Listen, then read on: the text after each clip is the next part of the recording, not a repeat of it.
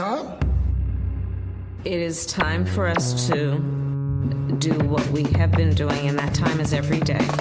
We'll know in a very short period of time, but it looks like it could be something that will be not good. Believe me, not good. I see issue with that. And again, hey. You're not going to be able to insult your way to the presidency. That's not going to happen.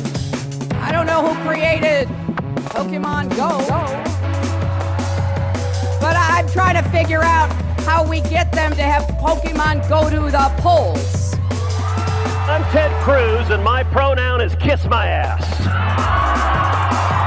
So when you think about it, there is great significance to the passage of time in terms of what we need to do to lay these wires, what we need to do to create these jobs.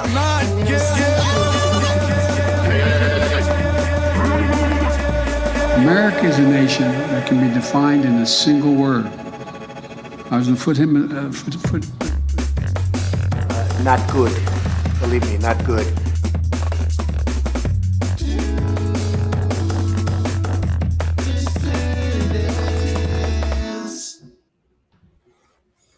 What's up, everybody? A pleasant good evening to you all. Welcome to the DueDissidence podcast.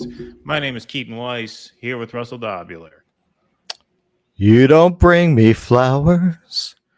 You don't bring me love songs. That was for the chat. That was for the chat. Okay. You texted me that about 3 seconds before we went on. I didn't know what you were talking about. Yeah. But I hope everybody is doing good tonight.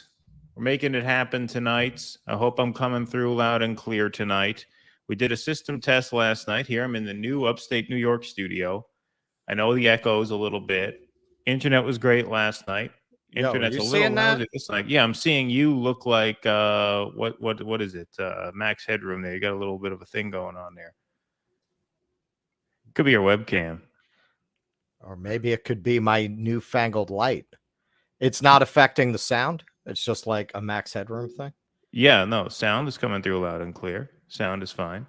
People are saying cool shirt, Russell. It might be the shirt. It might be the shirt. It might be the power of the shirt. Is your new light connected to your computer? It is, yeah. Yeah, maybe try unplugging it. All right, let's see what happens if I unplug it. That'll tell us right there. Nope, that had no effect. No effect. That's weird. That is very strange. All right, let me go out and come back. Loose cable. All right. Russell's going to go out and come back. Oh, yeah, it could be. Hang on. Let me see if maybe the camera is loose. Yeah, the camera was loose because I think you just did that because now you're audio only. All right. I'll come back. All right.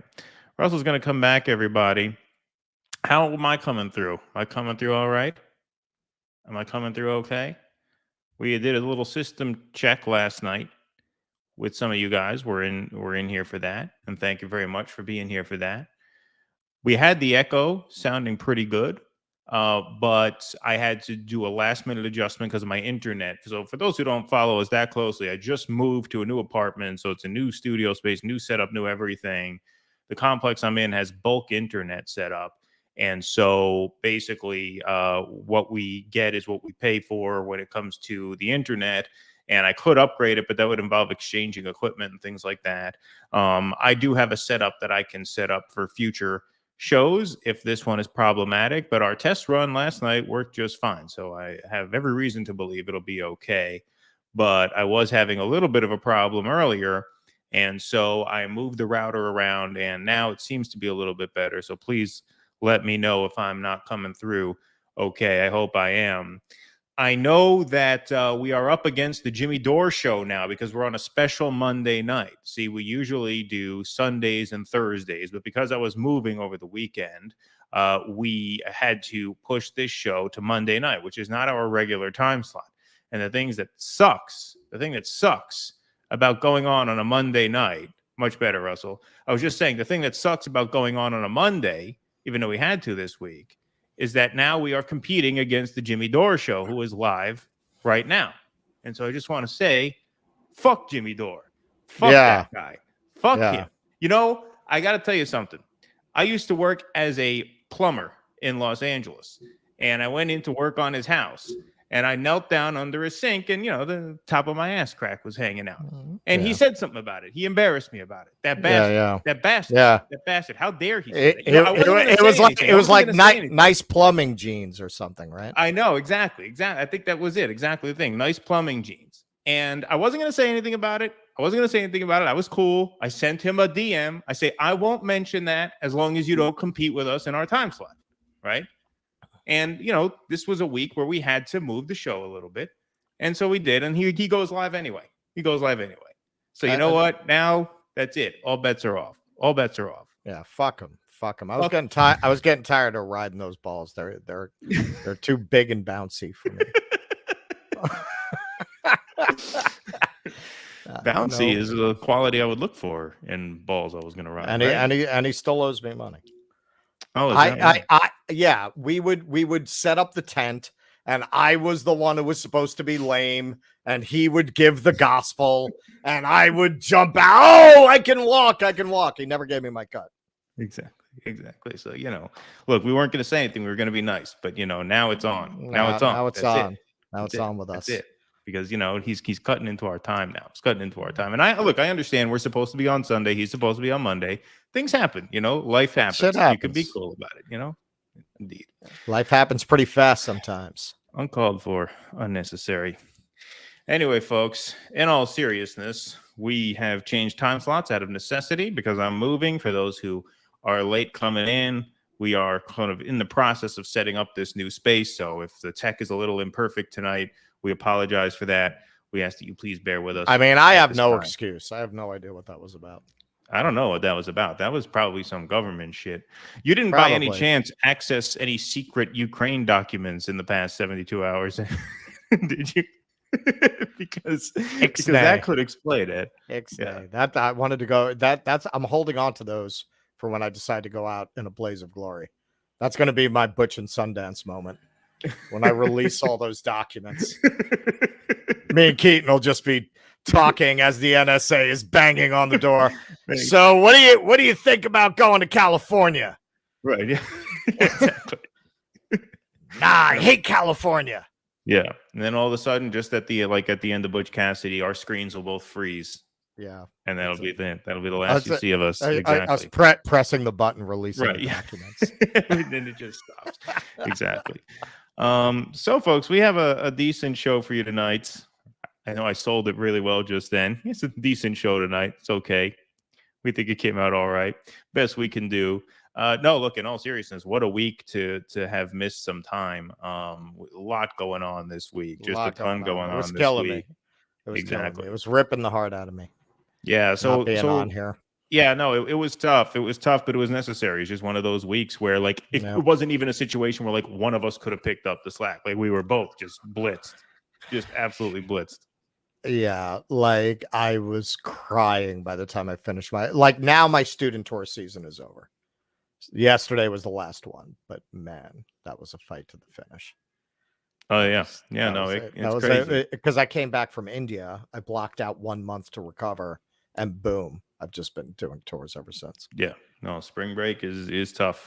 Tough in the tour business, for sure. Anyway, we're going to start out with an older headline. This is a headline that we missed when it came out, and but we thought this was important enough that we should cover it. Donald Trump gave an interview to Fox News's Tucker Carlson, and Tucker, for all of his many faults, has been the sole voice of sanity when it comes to network and cable TV regarding Russia-Ukraine, and more specifically than that, the destruction of the Nord Stream pipeline. So here's Tucker asking Donald Trump, who blew it up? Who it wasn't was Russia. Oh, I apologize. Who blew up the Nord Stream pipeline? I don't want to get our country in trouble, so I won't answer it. But I can tell you who it wasn't was Russia. How about when they blamed Russia? They said Russia blew up their own pipeline. You got a kick out of that one, too. It wasn't Russia. It wasn't Russia, but I'm not going to say who it is because I might get the country in trouble. That's a way of saying, without saying explicitly, of course we blew up the Nord Stream pipeline. And, we watched that video there. There's not a politician in either party who would just come out and say that, at least none on his level or even close to his level. And, you know, for some of our younger viewers who don't remember the Orwellian Bush years as much as guys like Russ and I do, I just wanted to put up this tweet from former Republican, you know, one of the never Trump Republican types, Joe Walsh, who in reference to that clip tweets out, "Despicable. He's such a traitor." Such a traitor. This is exactly what you would hear during the Bush years for speaking the most obvious truth against the most obvious lies that the government is telling you. Just the most naked, brazen lies coming out of Washington. If you define them by just saying, if you defied them, pardon me, by simply saying, no, actually 2 + 2 is 4, not 5, you were branded a traitor. Despicable. He's a traitor. Despicable for telling the obvious truth. Despicable for not towing the party line, which is obviously a crock of bullshit. A crock of bullshit that, as we're going to uncover later on in the show, is getting people murdered in Ukraine, getting Ukrainian people murdered by the minute. And you're not allowed to say it, or else what? You're a traitor? I mean, these are the new never Trumpers. These are the new Democrats. This is the new anti-Trump coalition. As much as you can call the Trump coalition a threat to stability, a threat to the world, sure, okay, fine. They're a smaller threat than the never Trump coalition at this point. I don't think there's any doubt about that. I think I'm not sure if it was Cheney. One of them, it said the soft part out loud at the height of the Iraq hysteria. People have to be careful what they say. I'm not sure if it was Cheney. Somebody who was a Bush cabinet official said that straight out said people have to be careful what they say. And yeah, I mean, these people have really taken up that mantle and that mentality.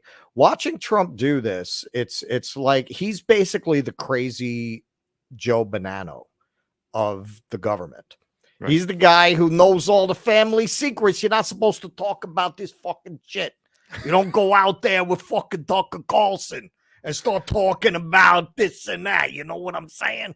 He's that guy. He's Joe Bonanno. The mob hated Joe Bonanno for that reason. He wrote a tell-all book. Yeah, like, this is Trump. He's going up there and having that New York wise guy demeanor. That's always what I think of. He's the mob guy who just, you know, he's talking about the family secrets. I can't tell you exactly who it was, but I can tell you who it wasn't. Right, I can tell you who didn't do it. I can tell you it wasn't Joey. You can put the pieces together yourself. You know what I'm saying, Tucker? All right, I like you. You're a funny kid. You know? So, yeah, and what also strikes you watching that is they would never put that on MSNBC. Like they would never pursue. I'm curious if they even covered it from any angle other than Trump is a traitor, and even that angle. Like I would think my experience with MSNBC is something that's that counter to the narrative. They just won't even put it there. It's too much cognitive dissonance for their people. Their brains are too soft. They can't handle that kind of information, even to slam Trump with it. Yeah, no, it's amazing. I mean, you mentioned Joe Bonanno. The late, great Michael Brooks had a great line describing the Trump White House one time. He says it's Rhodesia meets the Bonanno crime family, which is great. It's a great metaphor because that's kind of what it is. It is in a lot of ways. That's why I think of the Bonanno specifically, because you have this boss who's spilling his guts in public like this. Exactly. Well, that was the crew that got infiltrated by Donnie Brasco. By Joe Pistone. Yeah. Yep. It was the Bananas. Indeed. All righty. Let's go on to headline number 2. This is something a little more recent. This happened on Friday on the Real Time with Bill Maher show. Of course, we interviewed Buck Angel on Thursday. For those who caught that, it was a great interview, and the reception was actually very, very positive. So we're very happy about that. We found that to be a very, very rewarding talk. But one of the topics that we touched upon in that interview was I went outside my apartment after that interview. It did not say turf scum on the sidewalk. I was shocked. Right? Yeah. Your place was not vandalized. That's good to know. You guys need to pick up your game.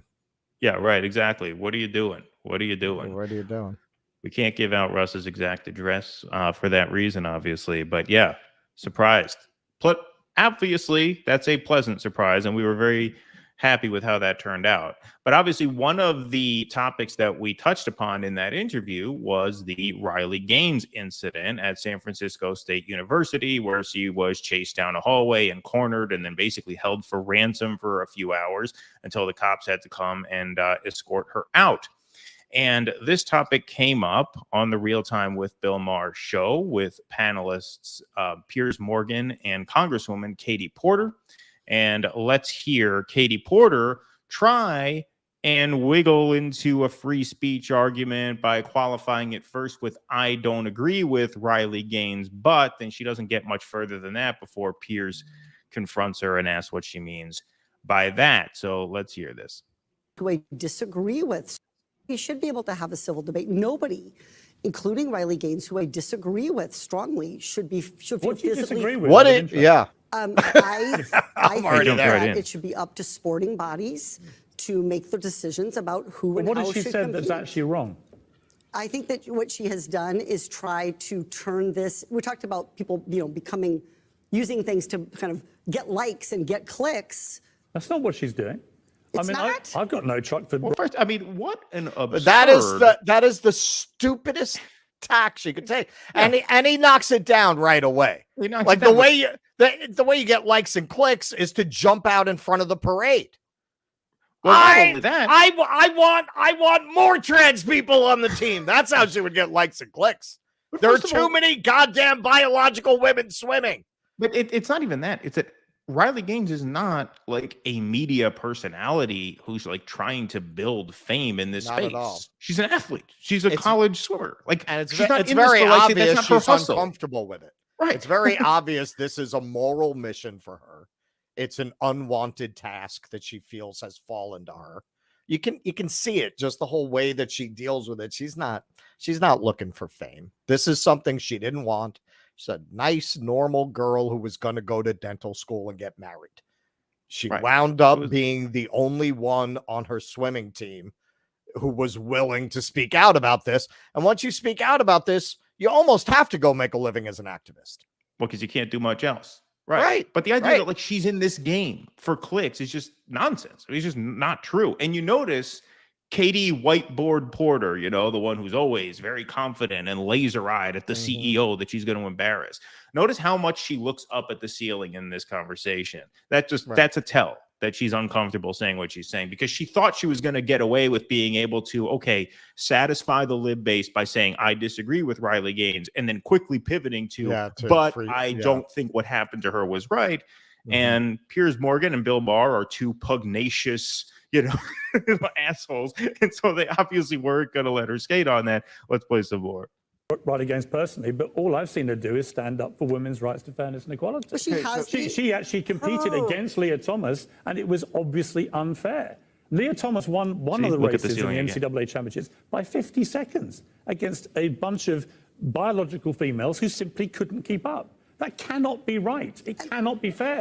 That is something that I think our sporting bodies should be dealing with. And by the way, that is something that I'm not going to opine on. I'm going to defer to the sporting bodies. I'm just going to punt on that because it's too hard for me to touch. Why? It's too hard for you to touch because so much of your base are psychos. Well, not only that, we were talking about this earlier offline.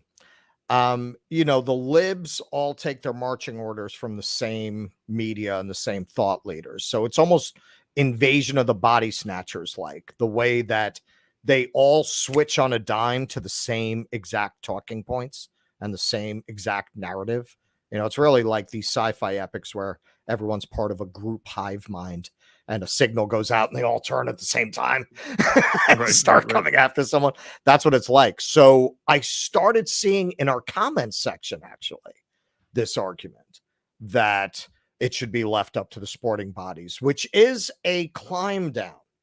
It's a climb down. This is the way when the libs get busted and they realize that they wrote a check that their ass can't cash with their extreme absolute refusal to compromise on very extreme positions that are really just about virtue signaling and asserting cultural superiority. They're finally realizing now you're never showing a picture of Leah Thomas next to these poor girls and convincing people nothing to see here. You're never doing that. You are never convincing people this is okay. It's never going to work. That's finally starting to dawn on them. So they're starting to climb down from the trans women are women and they have an absolute right to compete against biological women because they're women. Of course, it's circular logic. They know this is not sustainable. They can't, especially because sporting bodies are starting to change their policies to not allow this.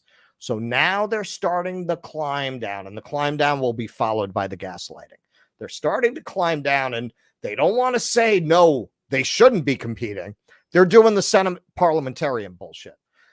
Well, it's the sporting bodies. It's the sporting bodies. So, we can't do anything about that. I mean, personally, I think they should compete, actually, but it's the sporting bodies. They decided, right? That's their way of getting out of this. The next phase is going to be the gaslighting phase. Oh, no, we never said that. We never said that biological women should.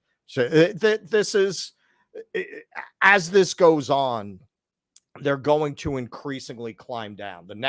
We're talking about this too. Their next climb down, right now, their official or stated position is that if parents won't medically transition their kids, that's child abuse, and the state should step in and impose that on the parents on penalty of losing their children. That is unsustainable. Their climb down from that is going to be not to say, well, maybe we shouldn't be drugging children and doing experimental medicine on children. Their first stage of climb down is going to be, well, it's up to the parents. And again, they're going to gaslight you. No, that was always our position. Right. We always thought it was the parents. Their next climb down is going to be to social transition, right? They're going to, these positions are poison. They're not sustainable. They're creating an enormous right-wing backlash. And this is what the libs do when they go too far and they get slapped. They climb down and then they gaslight. That's the pattern. They climb down and then they say, no, I never believed that. I never said that. No. There were a few crazy people who said that. I was never one of those people. Right. All right. Let's hear a little bit more. Riley is speaking up for herself, and that is her prerogative, and I respect her free speech. I think she's speaking up for pretty much every female athlete in the world. I mean, wasn't that the point of Title IX? You can just see in the body language how uncomfortable she is actually addressing the merits of the position. It was a major event in feminism that we finally have this law that says at colleges, right, and I think high schools too, but definitely colleges, women's sports have to be given equal to men's sports so that women aren't and this led to the WNBA and lots of other stuff. This seems to be the opposite of that. It seems to be so many instances, I think, where wokeness is the opposite of what I grew up as liberalism. Liberalism was, let's give the women. Look at her. Look at her eyes. Look at her shaking her head. Let's put a male in the swimming pool with the women. I don't get it. It's crazy. And meanwhile, trans people who genuinely want to compete at athletics and swimming or whatever it may be, they're the ones who are suffering here. They need to be found a way to compete fairly.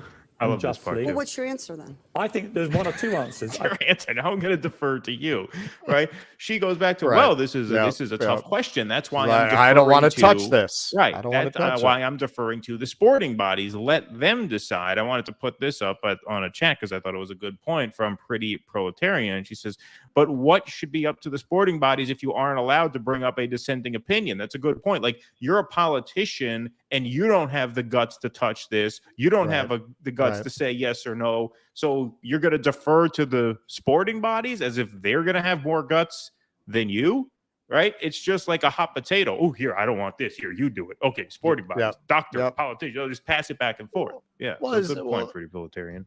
What is it? I mean, if they weren't cowards, they wouldn't have gotten on board with something so obviously batshit crazy and misogynistic in the first place. And I will say something else, because I've been watching this evolve. I've been watching the evolution of what people can say in mainstream discourse. And I've always thought in the back of my mind, do people know women? Because I don't think women are going to put up with this shit forever. You know, women are not ones to not fight back. They're not ones to not speak up for themselves. You know, women have fought very hard for their rights. I thought eventually, this backlash would be led by women. And if you notice, most of the time when we get people in the chat or we get people in the comments who are really caught, you know, taking the you're transphobes, they're almost always like white dudes. You know, they're almost never women. So now you are starting to see women who are willing to say, and it really started with Dylan Mulvaney around this Bud Light thing, which we're actually going to talk about a little bit. They're starting to say, look, the issue isn't that Dylan Mulvaney is trans. The issue is that Dylan Mulvaney is doing woman face. The issue is that Dylan Mulvaney, after decades of women fighting to overcome stereotypes about what a woman is going and doing an ad. Tee-hee, I don't know what March Madness is. So to them, this is like somebody going out and doing Amos and Andy, right? This is somebody going out and reviving these grotesque, absurd stereotypes about women who is not actually a woman. You're starting to see women saying that openly and in the mainstream and not quietly when they're IMing me. You're starting to see women openly saying that. I think that is where the dam's going to break. In the end, women are just not going to take this shit. They're not going to take it. You can see them getting to their breaking point. They're starting to finally find an argument that's going to be very difficult to defeat. You're going to come to us and tell us you're better at being women than women? Is that what now men are going to come for our womanhood? They're going to beat us in our sports. They're going to win our beauty pageants. Men are going to come and take our crowns and our titles and our competitions and our scholarships. Men are going to come for our sex, our femininity, our gender.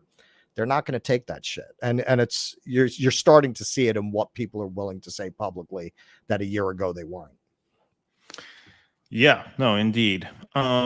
All right, I guess that's that segment. Why don't we move on to some AI talk? So, Russell, do you want to set this up? We have some images and some exhibits that we want to show from a recent 60 Minutes presentation with the Google CEO. So, Russ, do you want to set this up for us? All right, so we are sitting at the precipice of all of our assumptions about the world, about the economy, about life, about building a career, about education, about art. We are on the precipice of all of that collapsing. So the Google CEO just went on 60 Minutes, along with some other people from Google, and they demonstrated that they have an experimental program now they haven't released. You might know that you can already put in text and get an image. They already have programs to do that. They've created a program where you can put in the text and get a moving image. So theoretically, who needs Disney? Who needs Pixar? Pretty soon, you're going to be able to have that program at home. 2 years, 3 years, right? And if you imagine an animated film, you're going to be able to type it in and you'll have an animated film in a week, right? You could do an entire movie. You could do your own interpretation of Snow White or whatever the hell you want.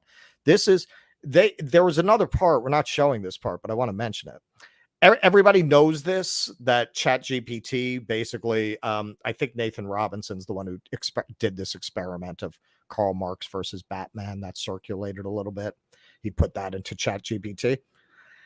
And I got to tell you, man, I mean, most people can't write. So the stuff that ChatGPT writes, I'm sorry to tell you, it's better than the work of the average person who submitted scripts to me. Right. Like, it's no worse. That's for sure. It's definitely not any worse. So they put in these 3 lines that are nobody's sure who wrote it. It's supposedly Hemingway.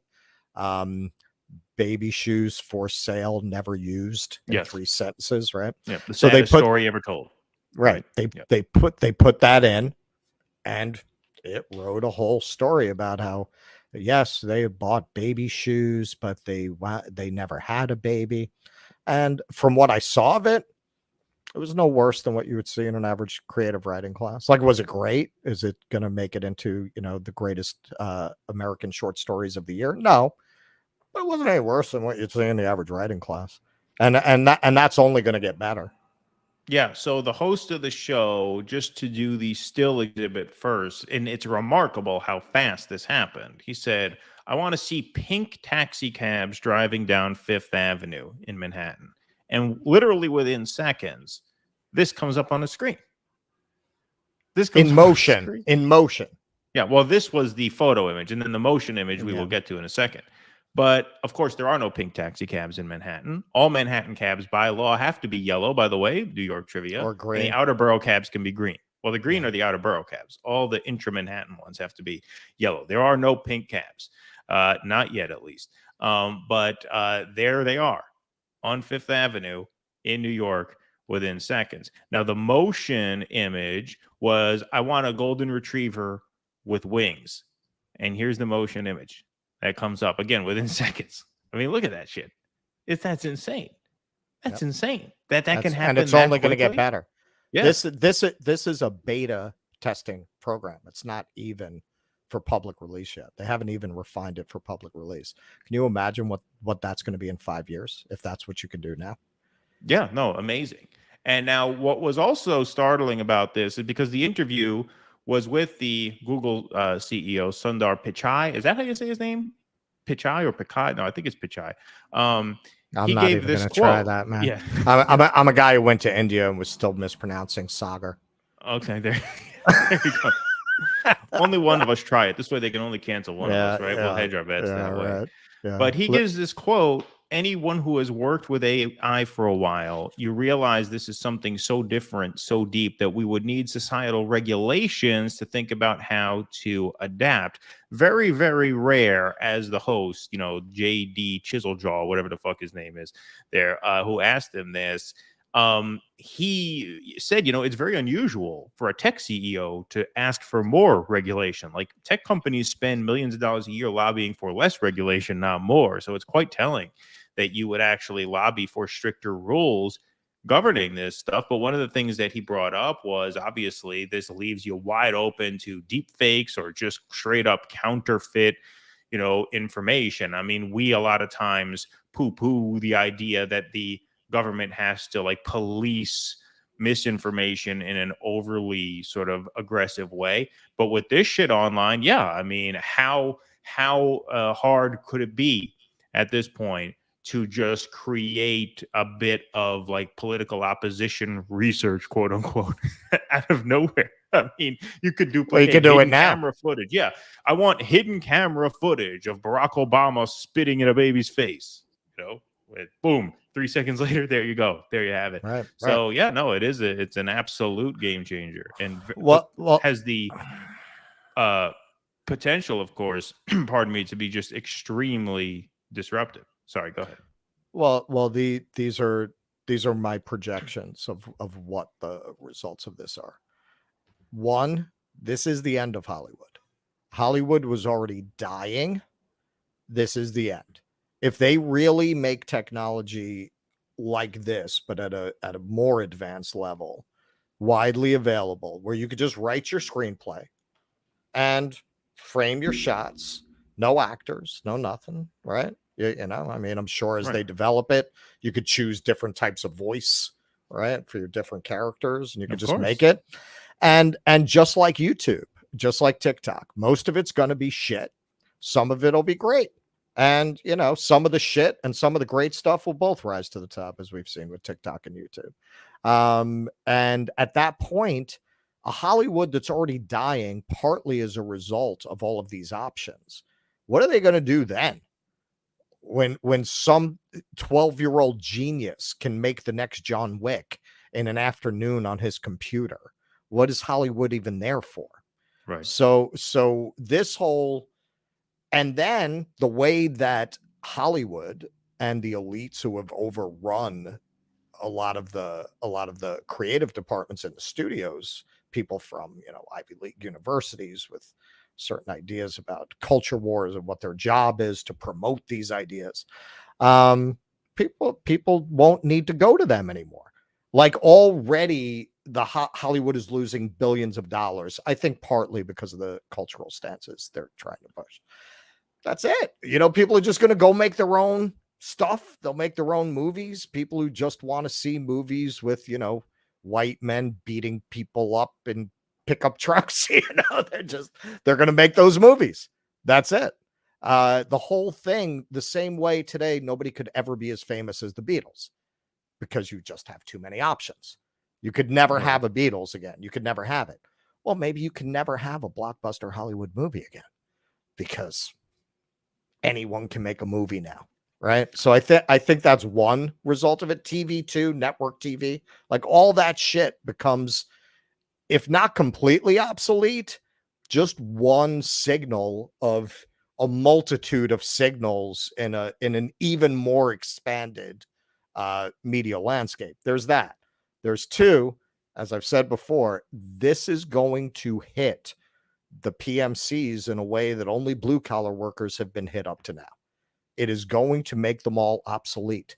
It's going to make, I think, even more so than the blue collar workers, because there are certain things that you still just need hands to do. Eventually you'll probably have androids that can do that, but we're still a while away from that.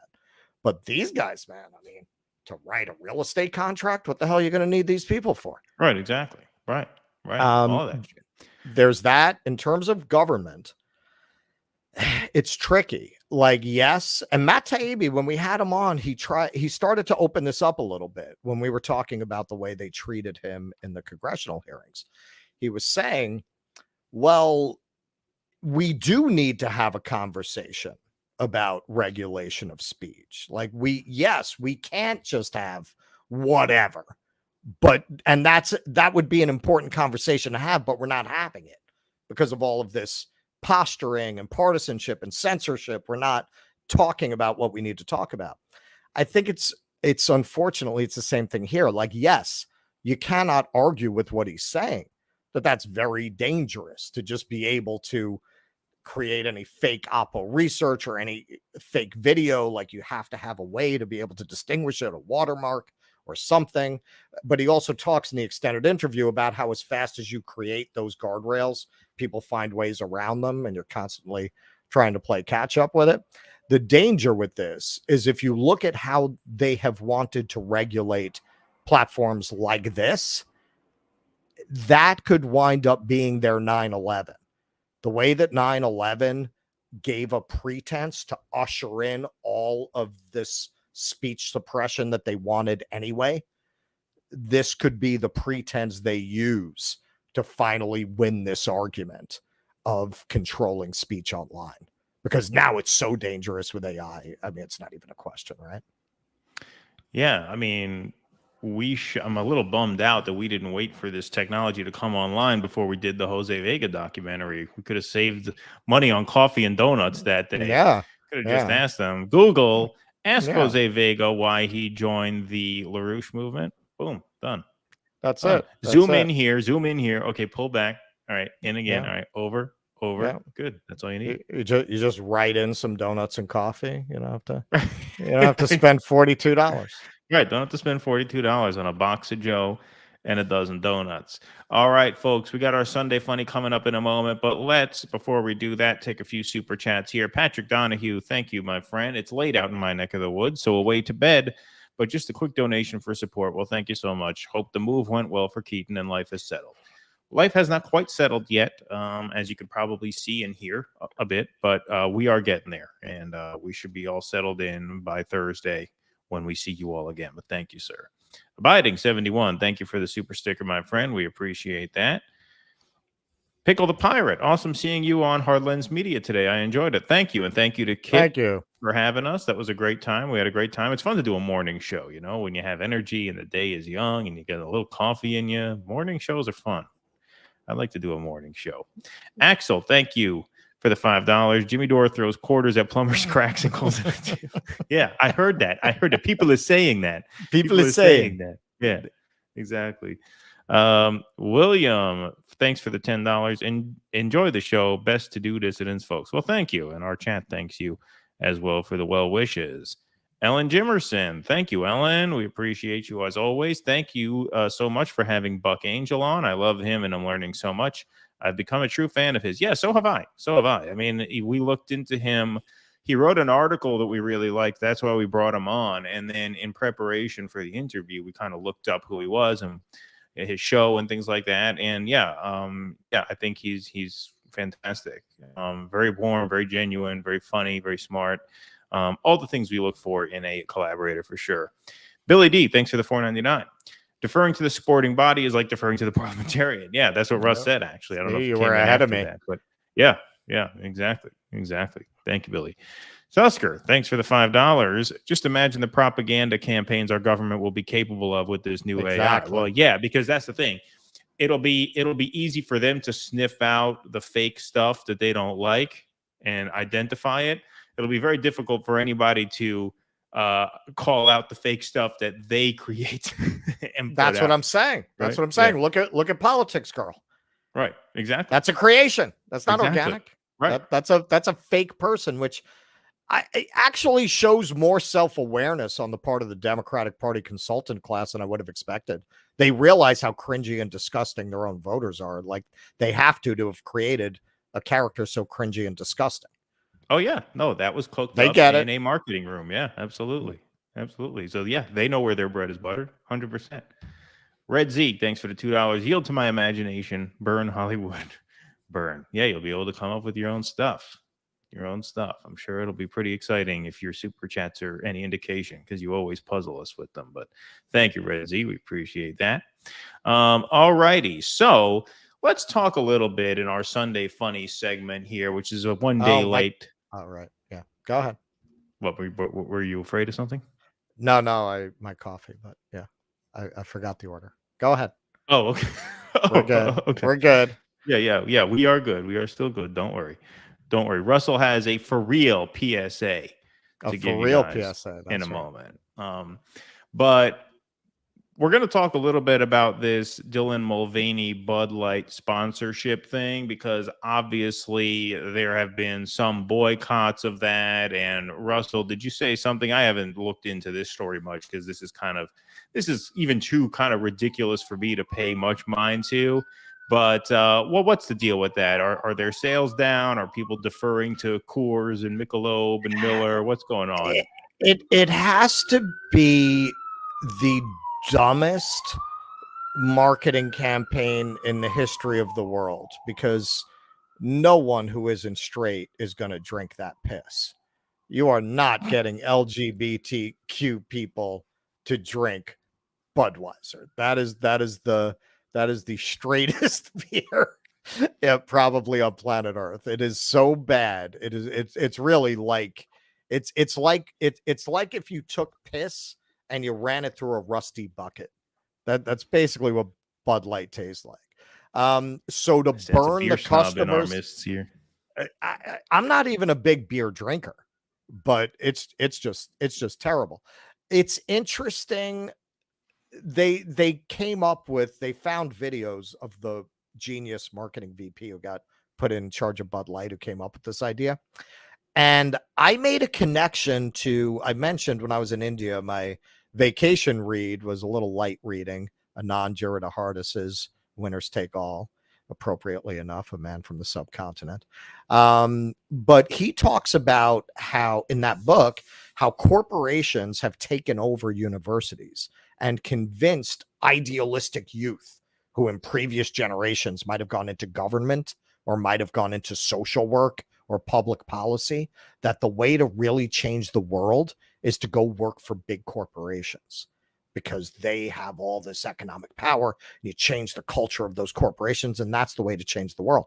I didn't really make this connection before, but this is why you're seeing so many of these big corporations taken over by people who clearly hate the company, hate the product, hate the people who consume the product, with your most obvious example being Disney, where you get all these people like Jessica Gao, who did She-Hulk, who clearly hated the fan base for Marvel and made an entire show that projected that hatred. So this same VP of marketing, she was like, the Bud Light brand, it's very fratty, it's very out of date. She lives in a multi-million-dollar apartment on Central Park West. I promise you, she never drank a fucking Bud Light in her life.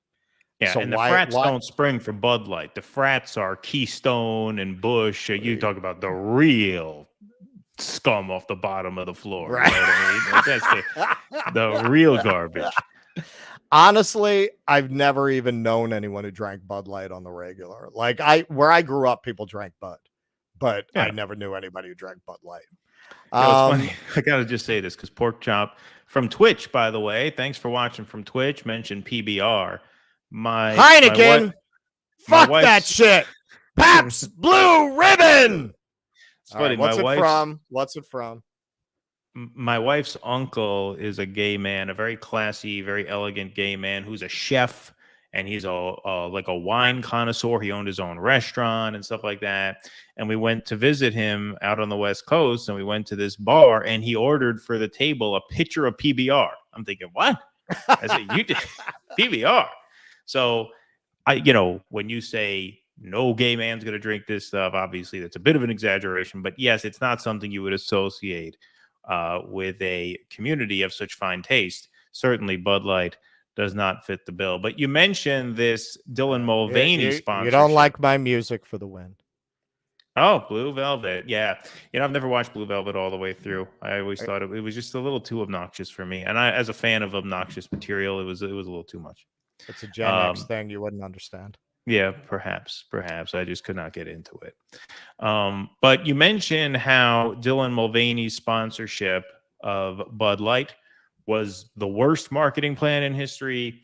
Of course, in reality, it was the 6th worst marketing plan in history because we have 5 other examples of sponsorships gone bad. These were really, really terrible sponsorship deals that we're going to go through one by one here. So here's one. This is from the mid-90s, right before the Monica scandal broke. Bill Clinton's Cigar Aficionado magazine. Oh, terrible. Terrible. That's back when he was president. He was a young guy. Yeah.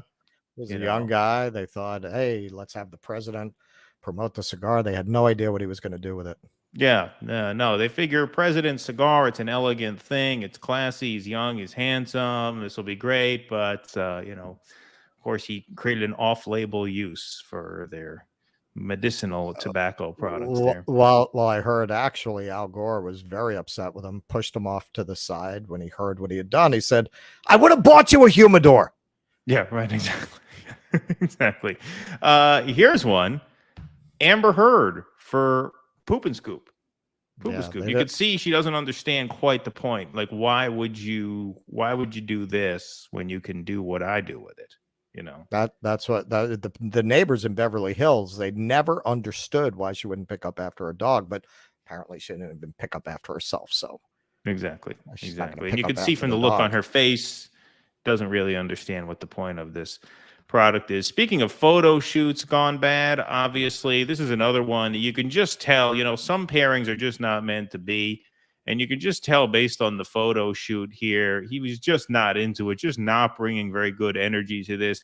Matt Walsh for Grindr. Just nothing. This before he got picked up by Daily Wire. Yeah. He was married. He had a couple kids. He had to make some money. He was cast as the bear in a throuple. Yeah. And you could see, I understand his heart's not into it. Your heart doesn't have to be into it, but if you're in show business, you have to be a pro. And this is just not good energy to bring to a photo shoot here. You have to fake it a little better than that. So that did not last long. No, well, they say it was actually that photo shoot that turned him into a raging homophobe. Oh yeah, that's true. That's what radicalized him. Well, I think he claims the guy on the right pinched him a little bit. Oh, okay. Interesting. I hadn't heard that. That was what did it. All right. Now, this is one that may be before some of your time. It's a little before my time because I had never heard of this medicine before, this over-the-counter sleep aid. So, Russell, why don't you explain what we're looking at here? Yeah, so this was a really, really ironic choice. It's hard to know if they knew and it was an in-joke in the marketing company, but this was Bill Cosby for Sominex, which was the most popular sleep aid in the 50s and 60s. And we can only speculate if they knew how that Sominex was being applied, but we have to assume they did. And this was just this horrible pre-Me Too old boys club yucking it up.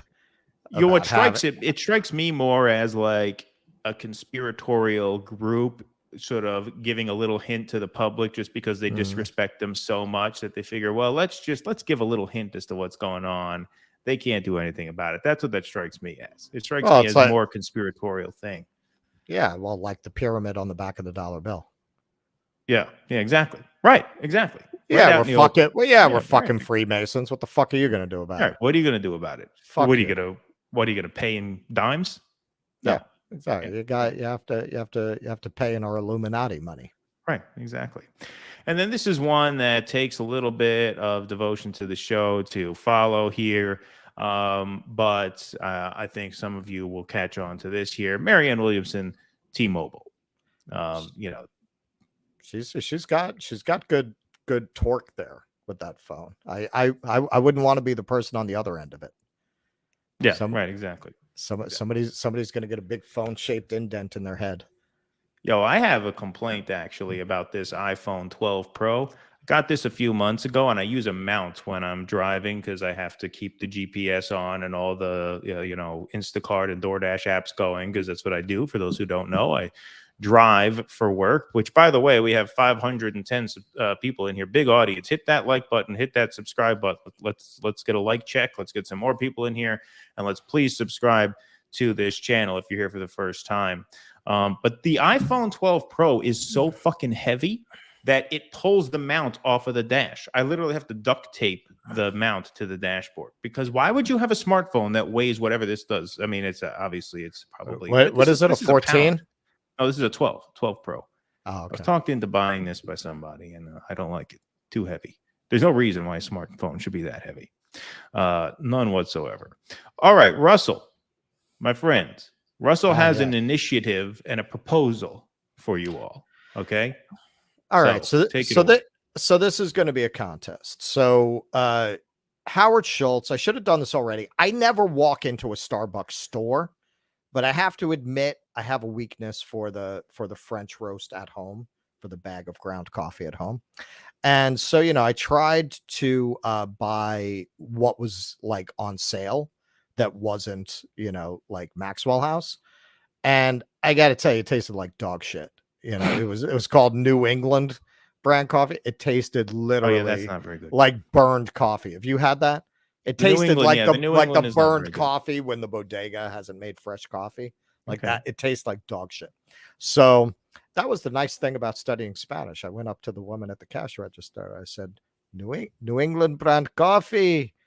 Es como merda de perro. She laughed. But okay, so I need your help. I need your help, dissidents. And we're going to make a contest of it. You tell me what coffee brand I should replace Starbucks with. And if it's something I haven't already had, I will try it on the air. And whoever picks the best one, lifetime Substack membership. And I'm going to drink it in one of my, I love my mugs. This is the one tonight. If you've ever been to New Orleans, this is the New Orleans mug.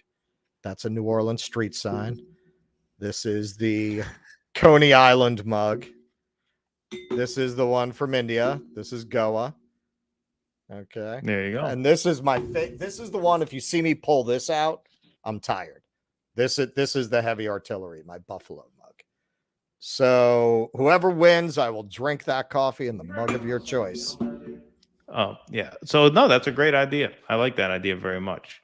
That's a great idea for a contest because I mentioned it was the show that you were off that we should boycott Starbucks. We should not be drinking Starbucks. I want to boycott it, but the first coffee I tried, that's what made me think of this. Dude, I can't drink that. I can't drink that. That's like you took dog shit and you took a dress sock and you put the hot water through it. That's what that fucking shit tasted like. Yeah, Folgers is not. That's not legit. Is that Tusker? Tusker was all about the Folgers. She was trying to sell people on Folgers. All right, hang on. I'm Okay, going Tim- back. All right. I mean, we're just gonna have to go back in the chat after the stream. But all right, Joshua Tree Coffee, Vigilante Coffee, Maxwell House. I mean, I'll try the Maxwell House Colombian. Maybe I'll be surprised. Is that a serious suggestion though? Okay, Javalia, Kirkland Coffee. Tim Hortons is really not good. Utopia? Tim Hortons is really pretty lousy, I have to say. I mean, Dunkin' Donuts, unless it's drastically different from what you get in the store, that's not going to work for me. Ditto McDonald's. All right, so what I'll mention something, and don't worry, I will not grab the free Substack membership from you. There's no point. So it'll be the best audience recommended brand. But have you ever had Green Mountain? They brew that in Vermont. I have not. Green Mountain is good. Green Mountain is very good. So I would recommend that. What else is good that you can get? There's that Spanish brand. I forget what it's called. But also, if you can find it, Santo Domingo, which is brewed in the DR, that's phenomenal too. That's like the Santo Domingo? Coffee. Yeah, it's brewed in the DR. It's beautiful coffee. I mean, it would really complicate our lives if you win, Keaton. What would we do with Well, no, I'm saying I'm not going to win. It will give it to the best audience recommendation. All right. You know, so anyway, but yeah, try. Damn, we're getting a lot of suggestions here. Yeah. Cafe Bustelo, that's kind of cheap coffee, isn't it? That's what I was talking about. That's the one. Isn't that's that kind not of bad. cheap coffee? Yeah, but no, not really. Actually, it can get pricey. Actually, Look, I'm honestly not a beer snob because I grew up in Flushing. I actually like the rusty piss taste of Budweiser, but I am kind of a coffee snob, a little bit, not terrible. But well, look, yeah, I'm a beer lover, not a beer snob. Just as I mentioned on Harlan's Media earlier, I'm a pizza lover, not a pizza snob. So on a summer day, yeah, man, a cheap Bud Light or a Coors Light or a Michelob, that hits the spot. But I gotta say, because I'm upstate New York now, I'm a little closer to the Vermont border, so I get a lot more of the Vermont beers. The best beer in the world is brewed in Vermont, and this is one of my favorites. I just asked Amanda to grab it for me here since we're talking beer and coffee. The Second Fiddle Double IPA by Fiddlehead Brewing Company. Absolutely outstanding. I'm going to crack one open just because why not? It was a long week, a long move, and we're talking beer, we're talking coffee, so cheers, everybody. Okay. You know, that is outstanding. You know what's funny? This is one area where I go both ways. I'm kind of a snob about the coffee I make at home, but I kind of like bodega coffee. Yeah, go it's the spot. You know what I mean? I actually like it. I actually like bodega coffee. Yeah. It usually, as long as it's fresh, which it usually is, maybe that's why, because they have a lot of turnover. Like it's usually all right. It's usually pretty good. Yeah. Yeah, I mean, it's good because they really do it up with the milk and sugar. Like if you go into a bodega, you say coffee regular. Coffee regular in New York City means milk and sugar. They load it up. Right. They load it up, so it really tastes good. Yeah, right. That's it. That's it. Lone Star beer is not bad. You know what gave me a Jonesin for Lone Star beer? True Detective, because that's what the Matthew McConaughey character just sort of binge drank those Lone Stars. Man, it made me thirsty for some Lone Stars watching that show. Yeah, Lone Star is not bad. Lone Star is good. Actually, you know what a really good beer is? It's a lager. It's not as cheap as the Lone Star and the Bud, but the Shiner Bock, that's brewed in Texas as well. That's a pretty quality summer beer. And I don't tend to like fruit beers that much, but they make a prickly pear fruit beer in the summertime with the cactus fruit. That's actually quite good, even though fruit beer is really not my thing, or at least not something I would publicly admit is my thing. But there we have it. All right, let's put the patrons. So this should be the show. This is a hell of a lot easier than what we got planned.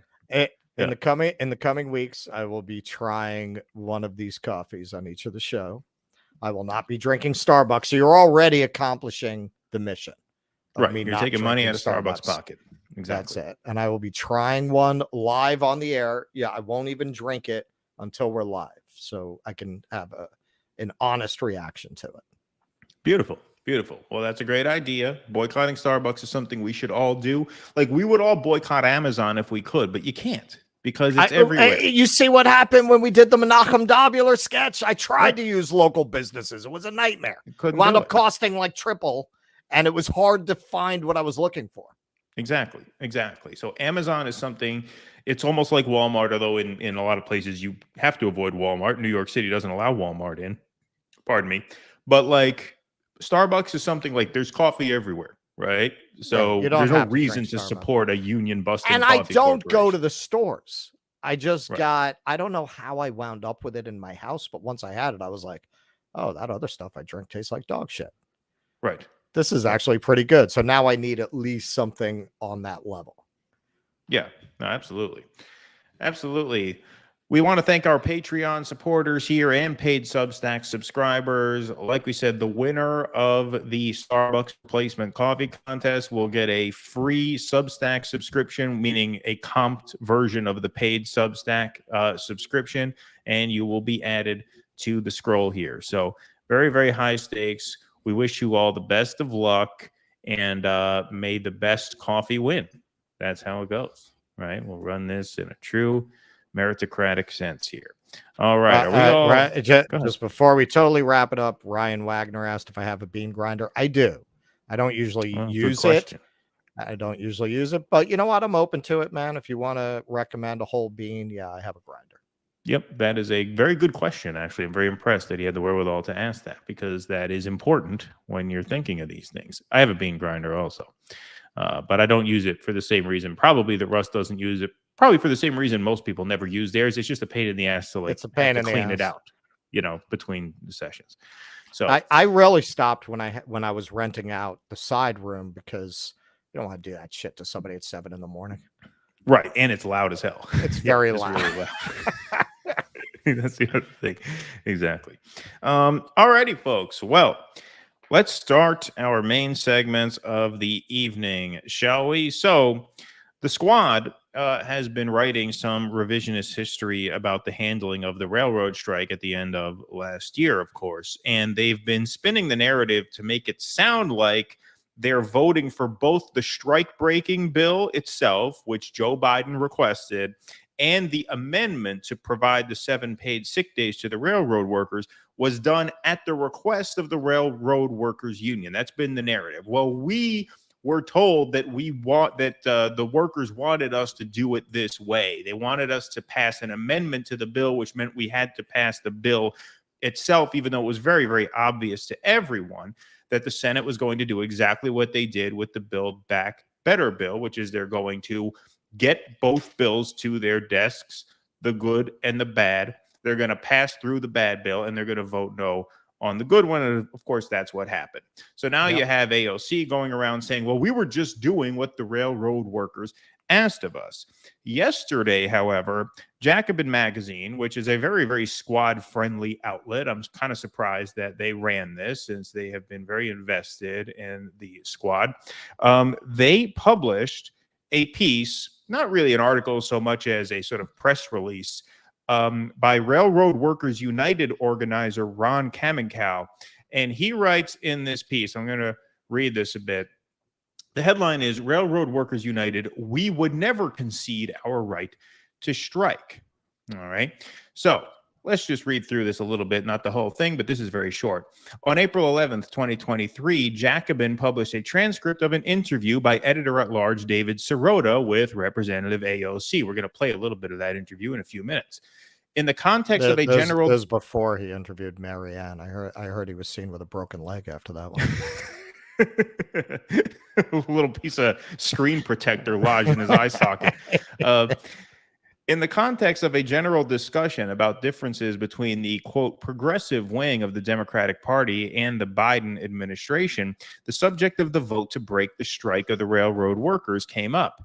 In defending her votes, one to approve 7 days of sick leave for rail workers and one to support the president's bill to block the strike, Ocasio-Cortez states that she was acting on the wishes of RWU and other groups of railroad workers. She states in the interview, when you look at after the vote, folks like RWU were saying this is what we asked them to do. Later, she says, because, for example, with the rail vote, the only partners that I had leading up to that were rail workers. And if that's what they asked us to do, then that's what we did. But here it is, straight from the source. Like I said, this is an RWU guy. But Ocasio-Cortez is clouding the reality of the situation by referring to the vote when, in fact, there were two separate and distinctive votes. One bill proposed 7 days of paid sick time, while the other bill blocked rail workers from striking. These bills were completely independent of one another.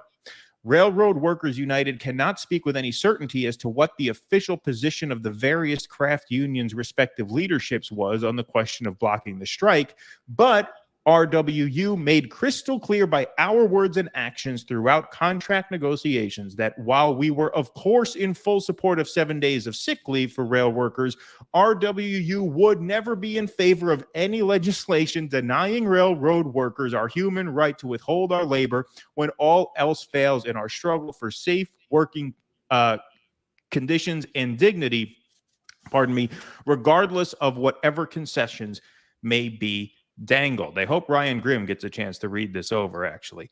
RWU was and is in favor of any legislation that would grant any relief to the barbaric working conditions we contend with, but we would never concede our right to strike. We thank Ocasio-Cortez and other members of the House and Senate for their votes in support of sick leave, but we are not happy at all with her or others in both chambers who voted to deny railroad workers the right to strike. There you have it. A pretty direct, no bullshit rebuke of her theory of this.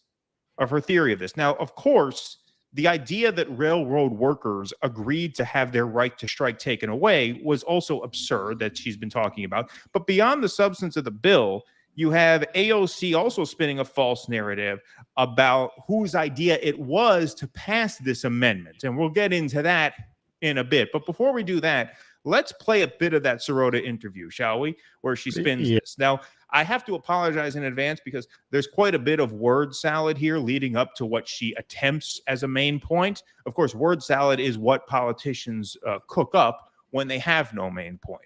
So we'll sit through a little bit of that and then get to what she finally tries to say.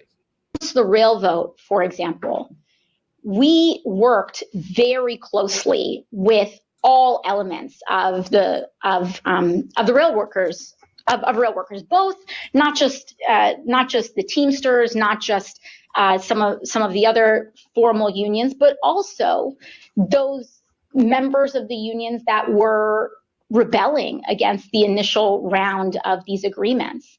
And it was in tandem with these organizations. Like when you look at, for example, RWU and some of those folks that were leading the fight on opposing that initial agreement to a terrible contract, those were the folks that we were working with in developing our organizing strategy around this.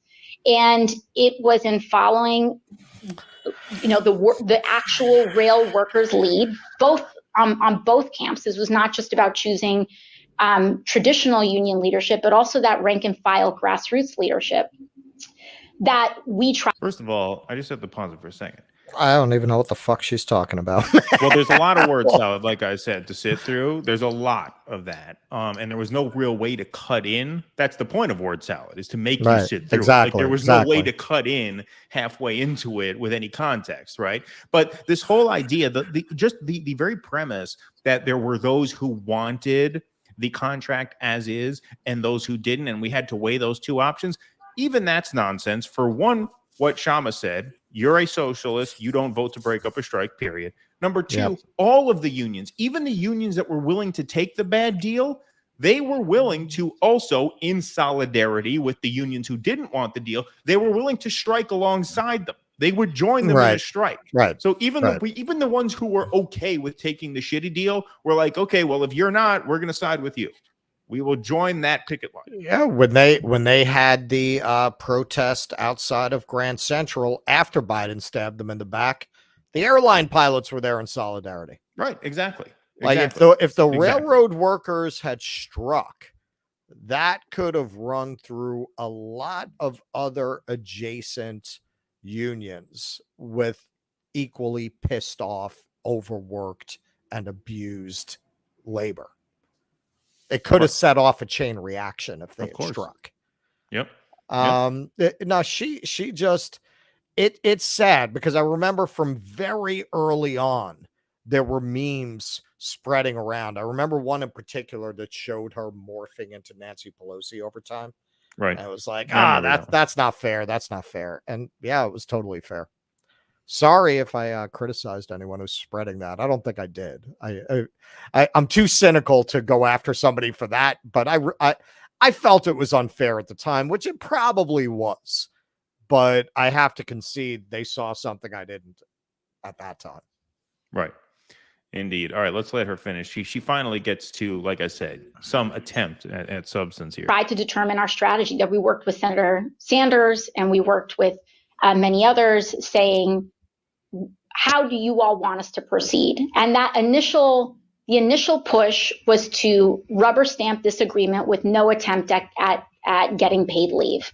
And procedurally, what we were asked to do by that rank and file is to get us a paid leave vote. That was the determination. Yeah, they just that wanted was to the vote. Organizing leading up to That was that all they vote. wanted. Okay, it's very, A very vote. likely. They didn't actually want the leave. They wanted the vote. That's They what wanted people the don't vote. understand. These guys are crazy for votes. Right. They love votes. And actually, I mean, that's something they've talked about, adding a letter to the LGBTQIA for people who have a fetish for votes. A V. Right. The LGBTQIA vote V fetish. plus community. Yeah, because a lot of them are railroad workers. What she's saying there is that they wanted a vote on paid leave. That's what she just said there. Let's let her go because we are about to deal with this in a second clip that we have. But here we go. That was the request that was made of me, and that is what I agreed to deliver on. Now, I think on the other end of that, there is a difference between this kind of like spontaneous digital response versus the actual organizing rooms and people that are directly impacted by this. And when you look after the vote, folks like RWU were saying this is what we asked them to do. Okay, well, no, it wasn't. Jane, RWU just wrote an Jane, article. you ignorant slut. Jane, you ignorant slut. Jane, you ignorant... We have got to shut that loop off before. The loop. We had other things we were worried about before the show. But yeah, look, I mean, no, that's not what they were asking for.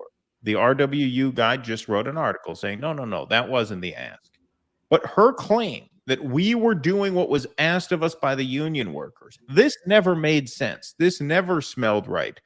And as this vote was going down, as this whole deal was going down, Russell and I actually interviewed the day that the strike was effectively broken up. Russell and I interviewed Devin Nance from the Brotherhood of Maintenance of Way Employees Division about how these talks between union workers and squad members went down. So you just heard AOC's version, which is, hey, the union workers came to us and said, we want a vote on sick leave, and we delivered for them, right? That's her spin.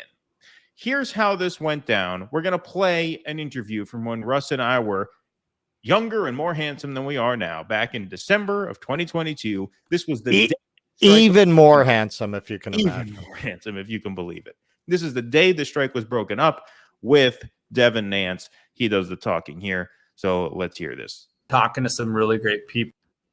I started talking to some really great people out of Corey Bush's office and Jamal Bowman's office and Chuy Garcia's office. And so did our whole legislative department did. And their staffers are really the ones who got this going. And they like that night, they called me and said, hey, we're going to submit this. We're going to make a change. We're going to submit an amendment. And I was like, oh, cool. And a couple hours later, he calls me. He's like, did you hear the good news? Pelosi backed out. You know, they basically like pushed her to say that or to come out with the amendment to it. Okay, first, let's just stop there. Does it sound like they were pushing for it, or does it sound like they got calls from the congressional offices saying, hey, we have a plan. Here's what we're going to do? That's what he just described there.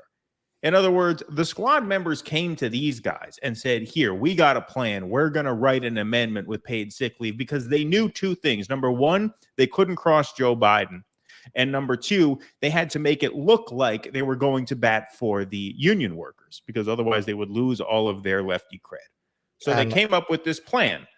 Let's pass an amendment with all the good stuff that they want in it, so that we'll look like we tried. And then the Senate will vote it down and we'll say, oh, too bad you didn't get that sick leave, but hey, we went to bat for you. That's obviously what happened. Obviously what happened. He goes on. So she was supporting it. But ultimately, they pushed both bills through. They did what they did with the Build Back Better last year, which is they pushed both bills through to the Senate, and the Senate voted yes on the bad bill and no on the good bill. Correct. Yep.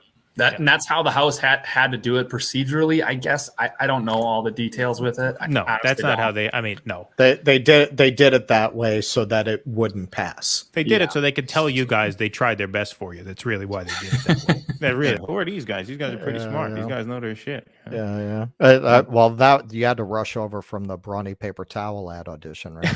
That's why I had my hair short too. Yeah.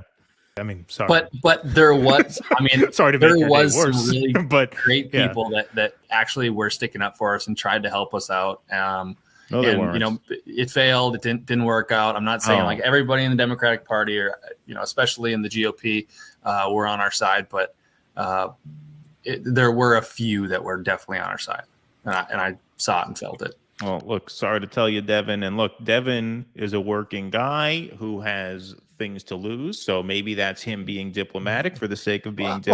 Well, I think so. Like he can't say in public. Right. He gave us that nervous laugh when we made our point. Well, no, actually, they did this so they can tell you they did their best for you. That's why they did it. That's obviously why they did it. But the point here is that what they said in that interview refutes what AOC is saying, which is that they asked us for this vote and we delivered what they wanted. No. They asked for the right to strike when Joe Biden said we need to take away their right to strike. And you guys went along with that, and you came up with a bullshit plan to offer them as a consolation prize. Well, here, we're going to get you a vote on 7 days sick leave.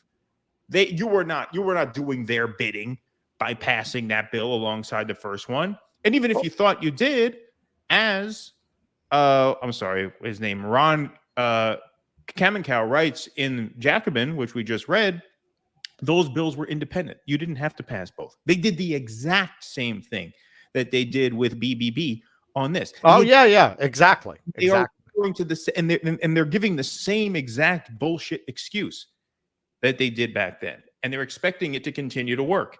And on some people it does, but on an increasing number of people it doesn't. And credit to Jacobin for printing that, because they've been very invested in AOC and the squad as an outlet.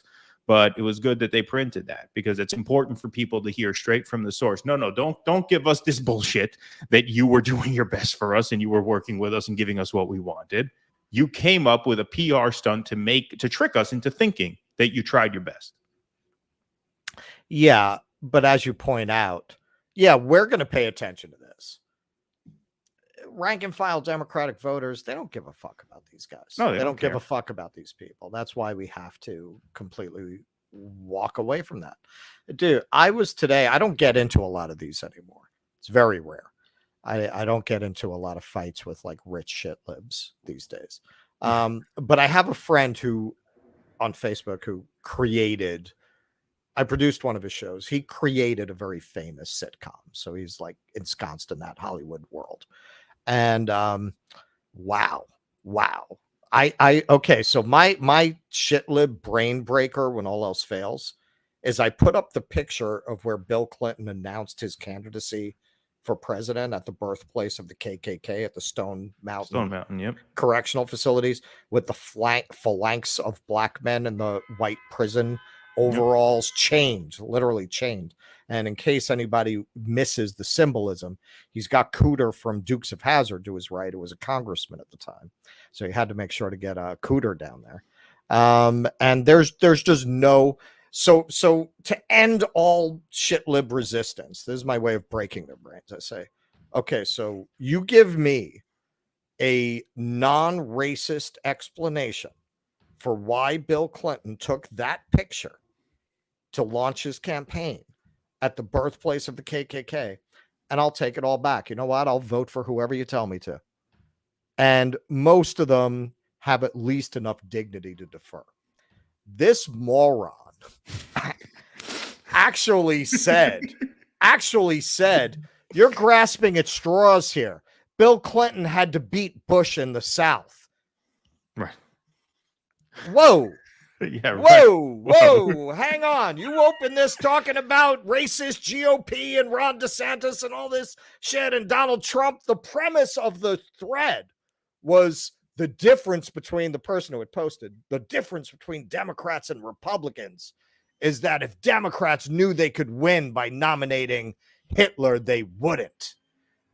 Okay, so this is the whole premise, that Democrats are better than that, right? Right. So you're arguing for the Southern strategy to justify that fucking picture?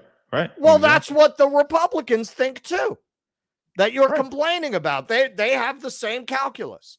Well, we're going to appeal to those voters. I mean, you just made the argument there's no difference, even on the most fundamental culture war levels that you like to virtue signal about. This is what you're dealing with. This is who you're dealing with. Railroad workers, these people wouldn't piss on a railroad worker if they were on fire on the fucking front stoop of their Beverly Hills fucking mansions. Come on. Yeah. Yep. Wow, that's a good story. So that must have been recent, right? I haven't heard that. Was Today. Oh, it was today. Oh, okay. That was today. And then I had, dude, I almost put it up I almost brought it as exhibits for the show because it was I actually showed the video. I said, I have a YouTube show and we've coined a phrase, the cowbell left. Here's a video. Here's a video of what we mean. And I had one say to the person whose page it is, oh, how do you find all of these people who are such examples of the Dunning-Kruger effect? And I actually responded to it. I said, okay, so do you see what I mean? Do you see what I mean? There is no reason for you to have said that other than to signal that you have the education to know what that means. That's the only reason that you said that. So do you understand how disgusting Democrats are to most people? Because the first place you go is elite cultural signaling, superiority, intellectual, moral superiority. This one had on her profile her fucking dressage. Okay, I said this is the problem. This is the problem. This is the base of the Democratic Party. Let's face it, mostly white and very rich people. Because I hate to tell you, most of us are not riding around on horses in bucolic areas. Right. Exactly.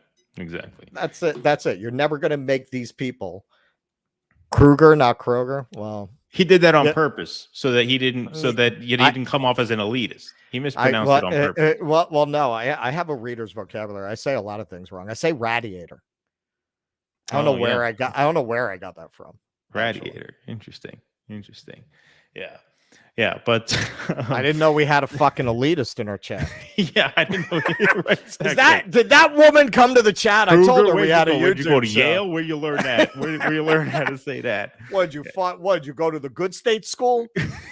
Would you go to SUNY Purchase?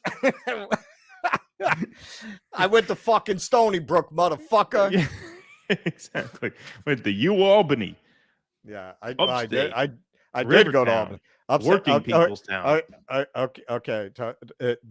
This sums up where I came from. When I went away to college, I came back home. I was at the local bar. The guy goes, "Where you been, Russ? I haven't seen you." I was like, "I've been upstate." "Oh, what did you do?" What were you in for? That's a true story, man. Like it just assumed I did time. That's funny. It never occurred to him I was upstate in school. College, you assumed you were in jail. That's funny. Oh, what'd you do? What'd they get you for? Yeah, that's funny.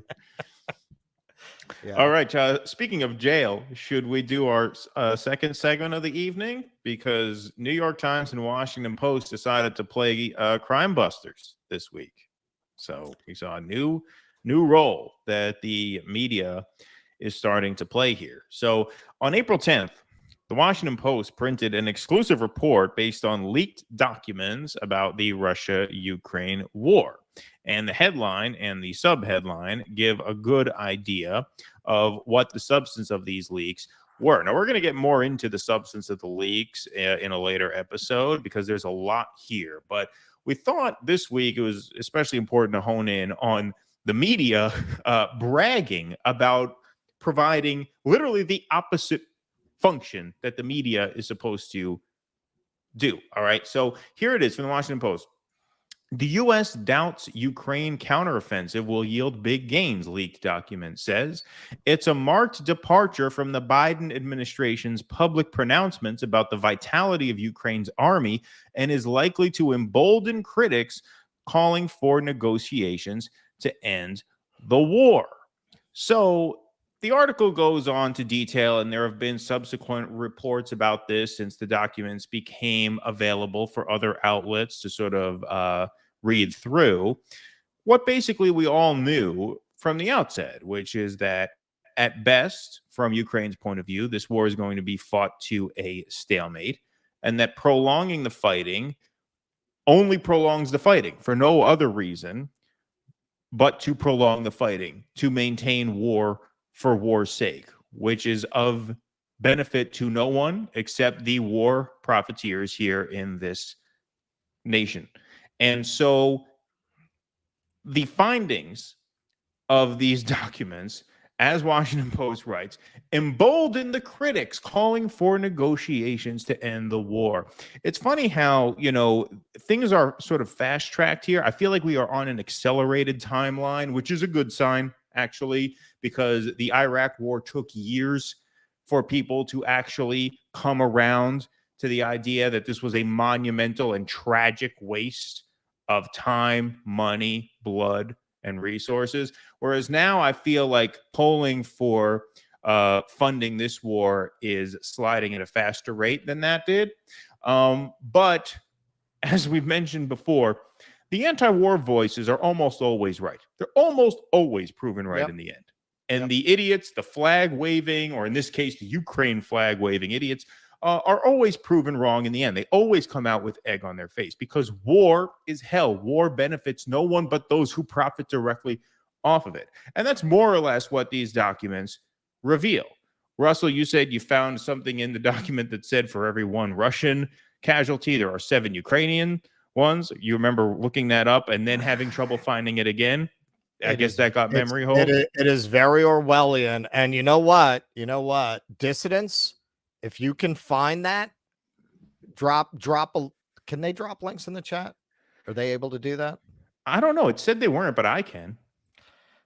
All right. Well, if you can't do that, do dissidents at Gmail if you can find a source on that. Because I know this wasn't a fever dream. Right. That came out with these documents and down the pneumatic chute.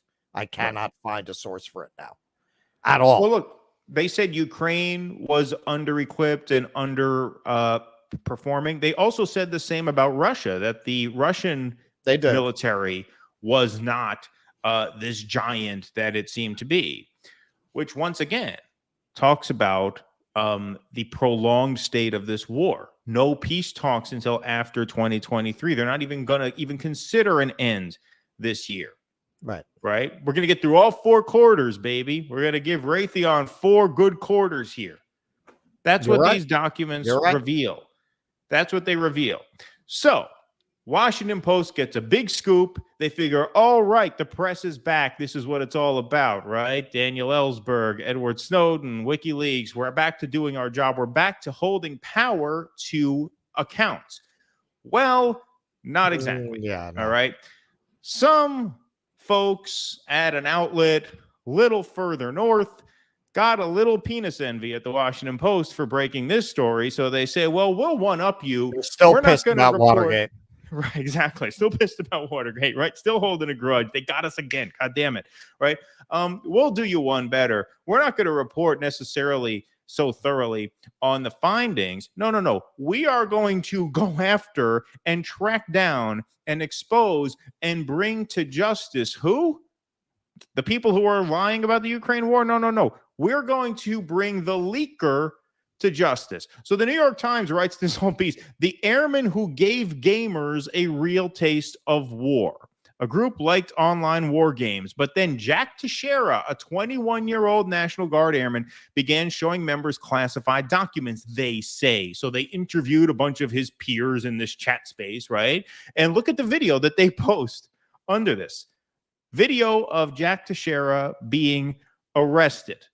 Now, this was a very, very long and detailed article about how they found this out and who they talked to, all of his different contacts and things like that. But the real coup de grace, the real sort of cherry on top, is something that Russell saw. I didn't see, even though we both share a New York Times subscription. So I'm sure they emailed this to me and I just didn't see it.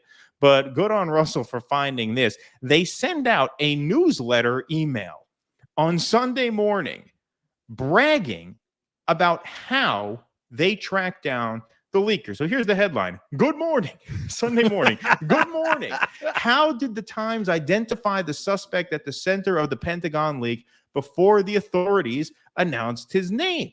Again, just talk about brown took nosing a little security victory lap state. here. Yeah, taking a victory lap here. How did we do it? They write a whole detailed article about how they did it. They explained everything. They sort of rehashed a lot of what was in that first article. But here's the end. Just imagine this. Imagine a news organization. Once again, your job, you are the fourth estate. Your job is to expose the powerful, not to expose the people exposing the powerful. Look at the last two paragraphs of this. Tell me this isn't one of the wildest fucking things you've ever seen. Greenwald, a media expert, guy who's been commenting on this, says he's never really seen anything quite like this. Never seen anything this far gone. Nor have I. Look at this. This is definitely a new frontier. So this is the end of the newsletter where they're bragging about how they tracked down this 21-year-old leaker. On Thursday, Haley Willis, another member of our team, and two colleagues arrived before dawn at the Teixeira home. So they tracked him down through all of this, sort of interviews with his, all the people that he was interacting with online. Tracked him down. We arrived before dawn at his house in North Dighton, Massachusetts. Quote, we saw who we believe might have been Jack driving into the driveway, she said. He saw us. We saw him, and his car froze for a second in the driveway. They approached the house. Jack's stepfather, Thomas Dufault, a retired Air Force Master Sergeant, was there. Haley asked him if she could speak to Jack. He's not going to communicate with anybody except a lawyer at this point, the stepfather said. Quote, soon a plane circled overhead. It was clear the authorities were already onto him. Back in New York, we published our investigation. Later that morning, a SWAT team arrived at the house in Massachusetts. Wow. Amazing. We got to his house. The car froze in the driveway. We opened the door. His stepfather answers. He says he's going to speak to his counsel. He's not going to talk to you. We saw airplanes overhead. We thought, oh, well, our work is done here. Government's here. Sheriff's in town. Back in New York, we published our investigation. Later that morning, a SWAT team arrived to pick him up. So here you have the New York Times bragging that they basically snitched on a whistleblower, on a leaker. It's just extraordinary. You know what? I'm going to give our people who don't have a subscription to Taibbi a treat, because this literally dropped as we were doing this segment. Taibbi is back from vacation. I will just read a little bit of his commentary on this. It's an awful look for the press. This isn't tracking down a serial killer or exposing Enron's fraud. The alleged crime here is releasing true information that belongs to the American public and is secret only by official designation. At most, a newspaper might decide not to publish such information, but to help jail the leaker? It's nuts. Reporters are supposed to be interested in everything and listen to information without judgment like doctors. Yet the whole industry is working itself into a moral frenzy because a bunch of overgrown Minecraft enthusiasts were privately passing around a few truths like a joint. So that's a little taste of Taibbi's take. Yeah, just incredible. Just incredible. I mean, what can you say? You talk about state media, right? We talk about totalitarian regimes that have their own state media, right? China, Russia, this Watch it. ooh, God you know. damn it. Now we got we're gonna have these China apologists in the comment section now. Well, I'm speaking up for China You here. I'm can't, you saying, can't look, say China. China. If you say it like that, maybe they won't bother us. China. well, look, they got a point in this situation. I mean, if this isn't state media, if this isn't what you would see in any police state, what is? All right. Look, I'll make peace with these fellas by giving them a story. So, I used to drive a horse and carriage, and one of the funniest guys I ever worked with was a guy. Look, man, we had these mob kind of nicknames. Don't come after me for being on PC. We called him Chinese Frank. It was from Shanghai. And so there was this story years ago. It was during the Bush administration, I think, where the Chinese forced down an American plane or something. And remember, I was much more shit-livy back then.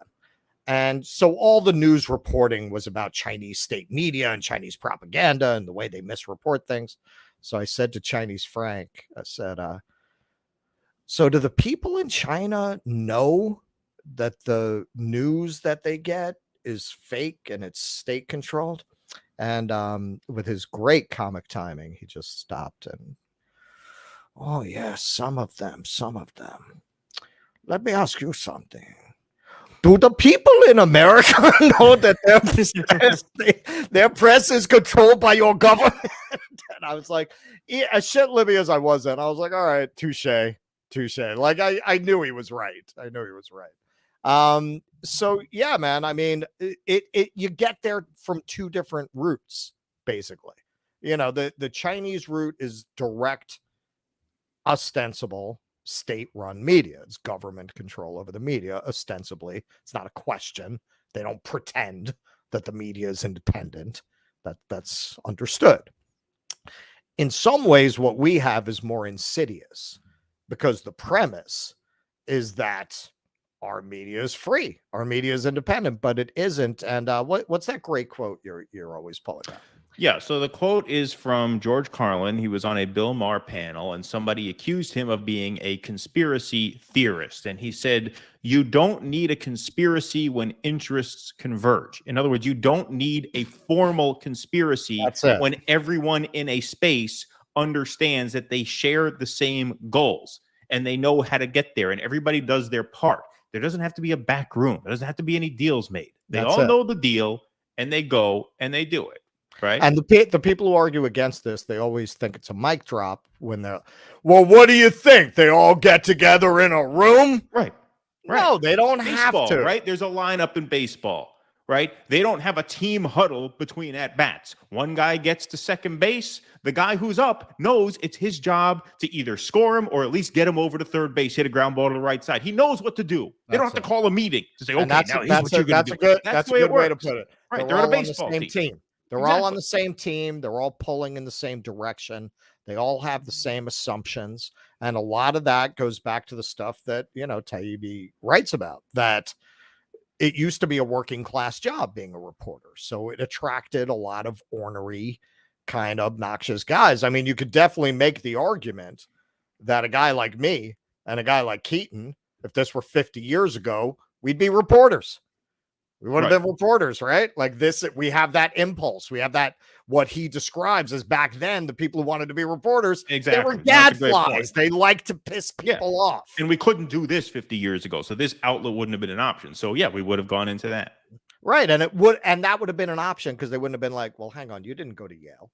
And once that shifted, once it became hiring people who, on that basis, on their elite credentials, that changed the whole news business, because now you've got reporters whose class interests and class perspective are aligned with the people that they're supposed to be reporting on.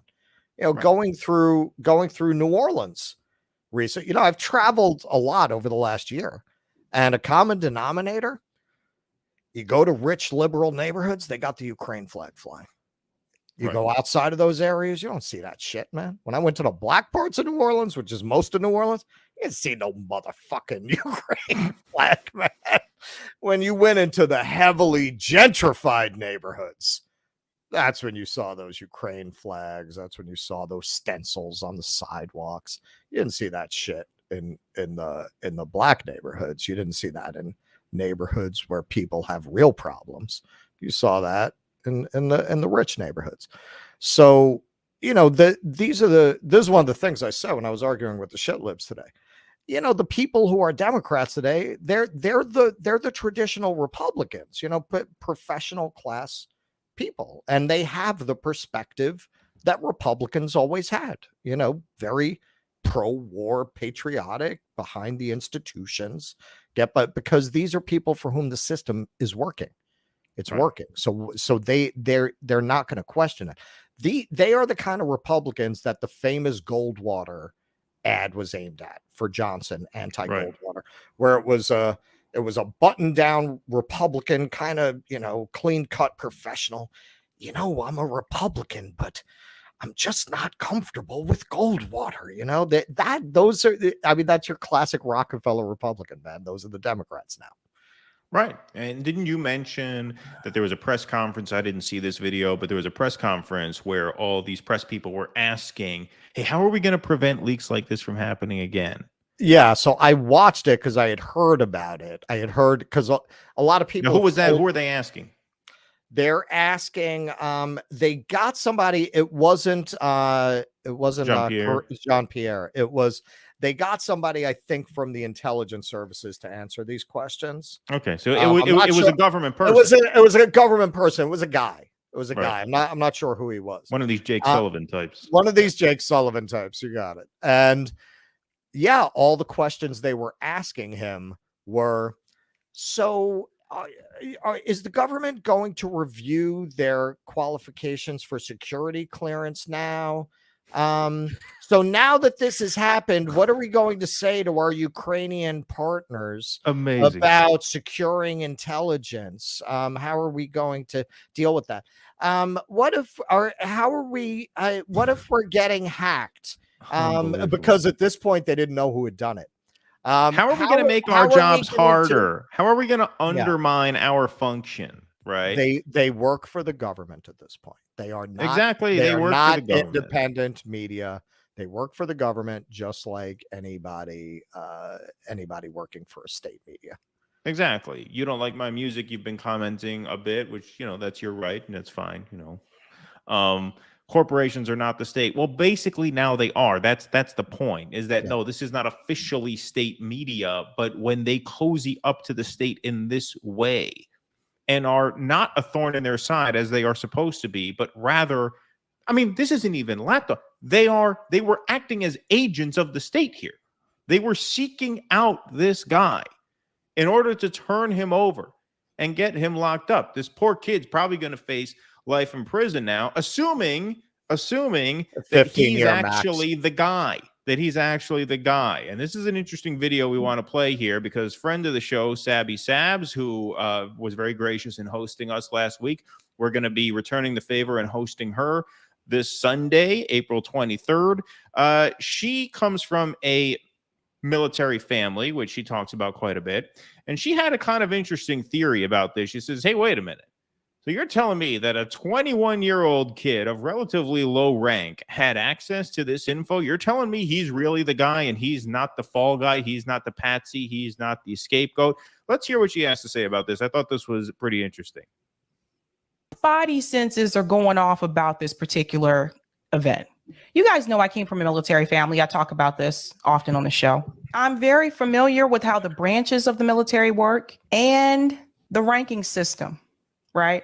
But somebody please explain to me how a 21-year-old soldier of the National Guard was able to obtain top secret Pentagon documents. All of you need to ask this question, okay?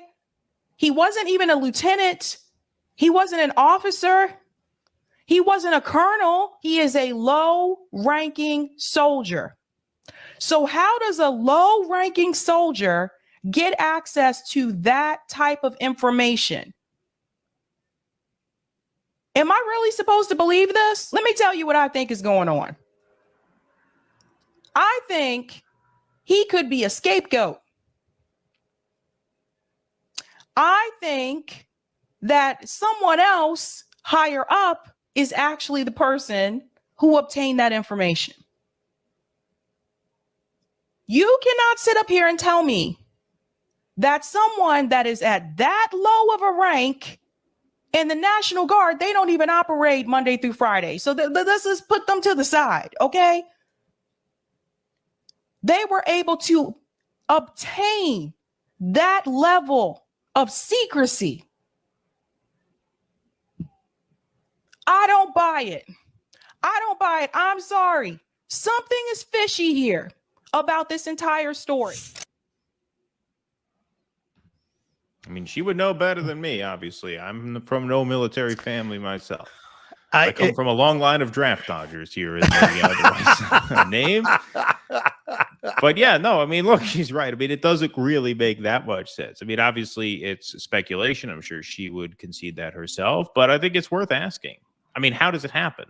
It's an interesting point. I mean, the only reason I would give it any credence is sometimes when you dig into how our government works, some of the inefficiency is terrifying. I remember it was a few years ago, somebody wrote an article about what's really going on in our nuclear silos, like just these burnt out basket case isolated soldiers doing drugs and jello shots, you know, like sitting there with the, you know, waiting to turn the key. So who knows? But look, that's a legit question. Why would they give like a low level National Guard, not even regular military, like National Guard person, that kind of access? The only way I would say is maybe they, you know, gave the person some kind of job with the computers. It does seem a little bit like you have a lot of graybeards running the military who don't quite understand the technology, who are like, yeah, let these kids fix it. That's the only way I could see maybe something like that happening. Like if you ever go to the 9/11 museum, one of the things that strikes you in the Pentagon display is this is as late as 2001, and they're still working with Rolodexes and you know, dial-up phones. Like that's on display. Some of the stuff they pulled out of there, it's all like technology from the 60s. Yep, I've seen that. I've been there a few times with some different tour groups.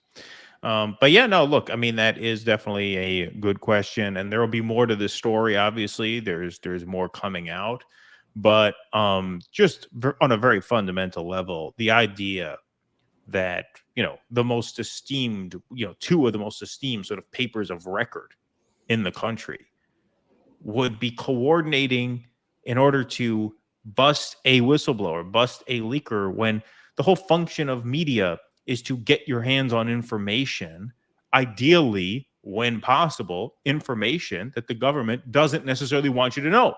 Isn't that what the press is about? I mean, if they didn't look for shit the government didn't want us to know, then what would we need the press for? We would just have whoever the White House press person, they come out, they tell us what's going on, and that's it. What do you even need newspapers for? What do you need websites for? Right? I mean, this is just very, very basic. This is 101 stuff. And here we send out a good morning, happy Sunday, everybody. We're going to tell you how we nailed the whistleblower. Let us tell you how we cornered. We're talking to our lawyer. The choppers were overhead. A day later, nailed them. Just incredible. Let's tell you how we captured Montague the fireman. Yeah, right. Well, here's where I'm going to get us kicked off YouTube. No, don't worry. Not really.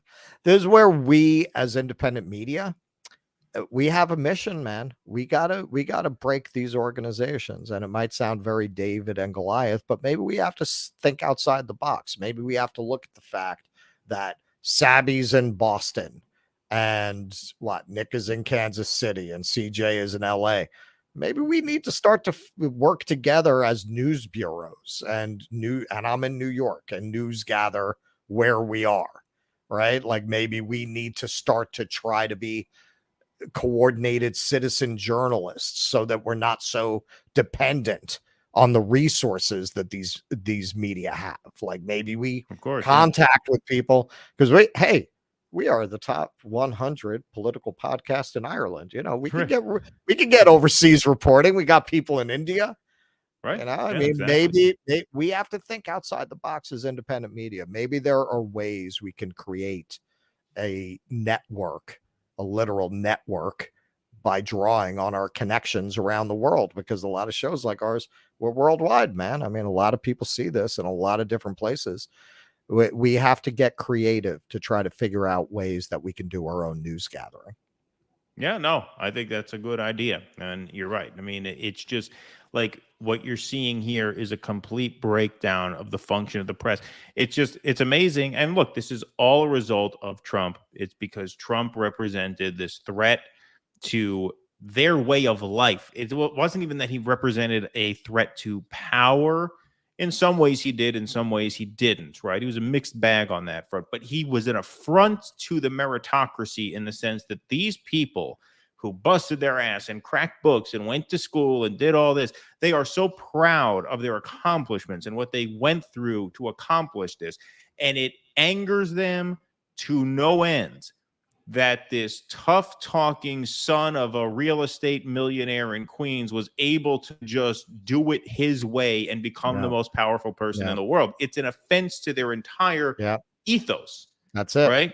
It doesn't even matter how he governs so much. It's that his ascent just undermines their view of how you ascend. And that's why they are so petulant in their opposition to him. And it's why they have no moral compass that does not center on Trump. That's why they're helping the FBI track down journalists. They wouldn't have done this in the Bush years. They liked Julian Assange back then, right? They loved WikiLeaks back then. They would have done this back then. Well, now that Trump completely perverted their sense of morality, their sense of right and wrong, their sense of which battles are worth fighting and which aren't. Trump just shattered all of that to the point where now they know the FBI and the CIA and the permanent state hate Trump. And because they hate Trump too, they're willing to partner with the FBI, the CIA, the permanent state, right? Because they're allies. Because the enemy of my enemy is my friend. Well, and part of the total breakdown in trust of institutions, and I know I'm going to piss some people off with what I'm going to say here, it's the unequal application of the law as well. When they said that the Trump rallies were a threat to public health, but the Black Lives Matter rallies were not, you can't do that. You can't. Right, during the pandemic, Yeah. I mean, maybe we might feel that way, but that's the point. Justice is supposed to be blind, right? These institutions are not supposed to pick sides like that. It's not supposed to be about whether you consider a Trump rally a good thing. It's you completely discredited and undermined the trust in these institutions on the right. You could never win those people over once you do something like that, because you're showing them that the system's not impartial. And we've talked about this on the show before, and we have pissed off people on the show. If you wanted to apply January 6th thinking to burning down a police station in the Black Lives Matter protest, you certainly could. You want to prosecute that as an insurrection, you certainly could. Of course you could. And just if anybody's new here, we're not saying you should, but we're saying you could. We're not arguing for harsh treatment of BLM protesters. What we're arguing is that if you're going to treat one group or one movement one way and treat another group in another of a different movement a different way because you don't like the goals and aims of that group, then obviously they're going to know that this is not on the up and up. This is not on the level, and it's not. And look at what we're seeing. You know, we showed this a little bit with Buck the other night. But it's not just within the trans movement. When you see political violence, as a rule, in general, it is being committed against the right, not by the right. And it's really not prosecuted. They really don't prosecute it. When right-wingers do commit violence, I'm not saying it doesn't happen. Man, they are on those motherfuckers. when it comes from the left. I mean, what have they done with the people who attacked Riley Gaines? Can you imagine if those were right wingers who had attacked a trans person? They'd all be in jail right now. All of them. Every student in that hallway would have been in jail. It wouldn't have gone on for 3 hours in the first place. Like, they would never have allowed that. The cops would have been in there with riot gear. Could you imagine if a bunch of MAGA people cornered a trans person in a classroom? No, I mean, they did it to Riley Gaines, and not one arrest. Not one arrest. She was physically assaulted, not one arrest. So this goes beyond what cause you support, what you believe in. It's not about that. Once you tell people we're going to enforce the law unequally depending on what side you're on, all faith in institutional authority is going to collapse. You're just making the situation much, much worse. All right. We got one more segment to do, but let's catch up on some super chats before here. Robin Gibson has some coffee recommendations. Try Lalave and Gavina. All right. Well, because you put a super chat on it, Robin, the winner, Robin Gibson of our coffee contest. There you go. Congratulations. It's over. That's it. No, I'm joking. Obviously, I'm joking. But write those down. I've never heard of any of those, actually. Never heard of either of those two brands. I've heard of Death Wish. I know some people recommended that. That's very, very expensive, though. So you just be prepared for a little bit of sticker shock on that. But a few of the other ones seem like good recommendations, too. Pickle the Pirate. By the way, folks, check, hit that like button, hit that subscribe button. Very, very important. We have a big crowd in here. Who knew Monday night was a big crowd? This isn't even our regularly scheduled night, and we got over 500 in here. Thank you guys very much. Watching on delay. So, Russ, for cheap Lavazza, for money, try Compass. I've heard of Compass. Best coffee ever. Compass? Based out of my hood in DC. Okay. I've had Lavazza, but I had it before I got used to the Starbucks French roast. So I can go back and try it again. Because you know what? I used to drink that New England coffee, and it did not taste as terrible to me as it does now. Well, my favorite coffee, I mean, when I went to the DR on vacation once, their coffee was amazing. But when I went to school in Massachusetts, in Amherst, Western Mass, there's Rao's Coffee Roasters, RAO. They were amazing. They roasted their coffee locally, and it was fantastic. They had that in the school library. That's what it took to get me to go to the library in college, was a cup of that coffee. But man, it was good. But that doesn't really count because they only really sell locally in their area. So you would be able to get your hands on that anyway. Compass, I have heard of, though. I have heard of that. All right. Tusker, thanks for the $5. My party is in contact with some of the rank and file from the RWU. AOC is straight up lying about this. Yeah, no, she is lying. But what do you mean your party? Well, who are you with? We known you a long time. What political party are you talking about there? I'd be curious to know. But thank you for the donation. And yes, of course, she's full of it. Can I comment on a non? Don't worry, it's not a big fight. No. All right. So you know how I've been going. So I want to answer a couple of comments. One, yeah, I don't think it's that the police are in love with the left. I think the people who pay the police in certain places. It depends on where you are. Riley Gaines was in San Francisco, so there you go. But I think a lot of people, even who aren't in areas like that, they're just afraid of what the media is going to do to them. They're afraid of being canceled.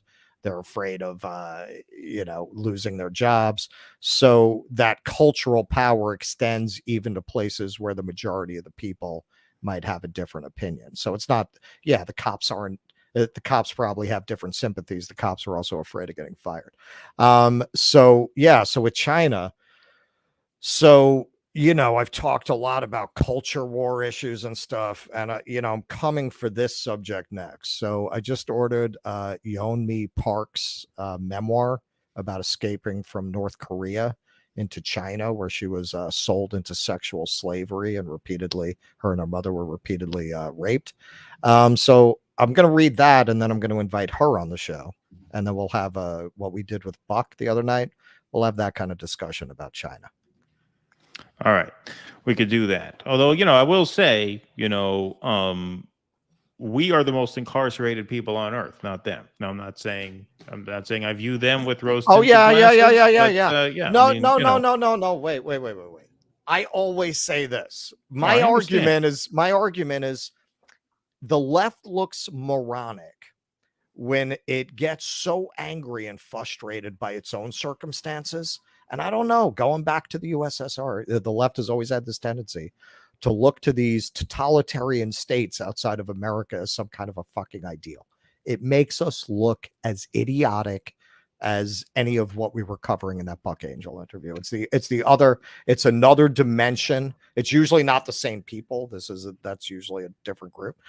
It's always made the left look bad. Like, America bad does not equal totalitarian police state good.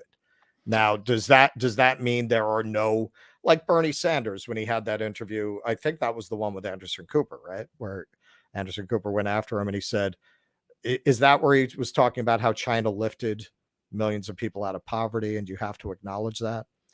I think he was talking about Cuba. I think he said that about China at some point. I could be wrong. Can anybody tell us on there? I could swear he said that about China. But yeah, I mean, that's true. That's true. And I think something that we can all agree on is I don't really think it's for us to go into their country and get involved in their country and try to destabilize their country and try to mess with their government. And I also think in terms of, and we've talked about this, the way they would handle international affairs, it would probably make for a more peaceful world than the way the United States does it. So we can say those things and not pretend that China is Switzerland. Like it's not either or. I mean, look, I'll have to look into this more, but I don't know how mainstream a position it is amongst even these people that you're talking about, that China is Switzerland. I think the point is that one of the ways in which we enforce U.S. hegemony is by creating these foreign sort of villains and saying, well, we have to maintain our military footprint because if we don't, who's going to fill the vacuum? It's going to be X rival power. And look how X rival power treats their people. Imagine what they'll do. Yeah, and I don't have that position. No, I understand you don't have that position, but I think that, but that is how this sort of propaganda works. It is, and that is ultimately a very sort of Western chauvinist attitude, because the whole ethos of the West is expansion and conquest, and that is not the ethos of the East, right? And I agree. So the world in China's hands would be a net plus for human rights around the world. I agree. Yeah. I agree. That's called nuance. No, I understand. We're supposed to be the people who believe in nuance. No, I understand. I'm with you on that. But what I'm saying is, I think the reason why a lot of the anti-China stuff gets combated is to sort of drive that home. And look, China, for all of the ways in which they abuse their people, I think China treats their people better than not necessarily we treat our people. Although there was a guy in a Fulton County jail who was just eaten alive by insects in his jail cell. I thought about suggesting that for a story tonight. Yeah, man. If you look at places like Flint, listen, man, yes, you could make the argument that in a lot of respects, people are better off in China. Yeah, sure. But don't make it out like, no, all this that you hear about, political prisoners. No, that's not true. And maybe because you don't go in the comments section. You don't deign to get down in the mud with our viewers. I don't have time, man. I barely have time to do the show. Yeah, well, fair enough. Fair enough. But I do. I get down in there. And yeah, man, you've got some people who it's not just what we're saying, which is a nuanced, I think, reasonable perspective. You got people in there setting aside the agents, because look, if there are Russian agents online that I've interacted with, they're a lot better at it than the Chinese agents, because I was never really had a conversation where I felt like this is a Russian agent. These CCP motherfuckers, they'll drop 4 paragraphs that look like a CCP press release with like very flat kind of writing, like no person who's not working for a government agency would write this way. Yes, many people have many misconceptions about China. This actually happened to me on the RBN comments on our appearance there. And I said, listen, man, I don't want to help out a police state, but you really got to up your game here, because it's just obvious that you're working for the CCP. What do you mean? I am a Brit living in China. It was the most fucking absurd thing. And then when I started dropping links to Amnesty International, they went away, which was like the final evidence, because the kind of people who will drop 4 paragraphs, they're not scared by links. You do links, they do links. You do links, they don't just run away as soon as you drop an Amnesty International link. So yeah, man, I mean, there are CCP people running around the message boards of left YouTube sites spreading propaganda. None of that means that you can't make a case that China would be a more benevolent world power than the US has been. I actually believe that that's true. None of that means that you can argue that there are aspects of the way their government treats their people that's better than the way our government treats ours. I believe that. I actually agree with that. I just don't feel that you can ignore the fact that there are a lot of human rights abuses in China. You do not have freedom of speech. You can't do a show like this in China. Don't tell me that you can. And yeah, we're sitting here talking about how the press has become state government press. We're still not to that point. So I just don't understand why people who would sit and be horrified by what the New York Times is doing, as I think everybody watching us would be, and not be horrified by what China does to its people, in spite of all the nuances that we're discussing, which are completely valid. Like, can't both things be true? Yeah, I mean, I think both things absolutely can be true. But I think also, it's just a matter of like, I see what your point is, but your point just seems to be, it seems to be more of an academic and sort of intellectual point about how we evaluate, okay, if we're going to grade China from 1 to 10, there are people who idealize it because they feel like, in contrast to how we govern the world, they would be better. So they grade it on a curve in that way. And I get that, okay, that could be irritating and annoying, especially for someone like you who, obviously takes these things very, very seriously. But I feel like the function that serves is to push back against the lies of our empire, and the sort of sense that if not us, who, right? If we are not the dominant power, who will be? Look at these bad actors. Can we trust them? Well, yeah, we can trust them, because the point I was just in the middle of making was whether China treats their people better than we treat ours. I think in many corners of this country, that is very debatable, number one.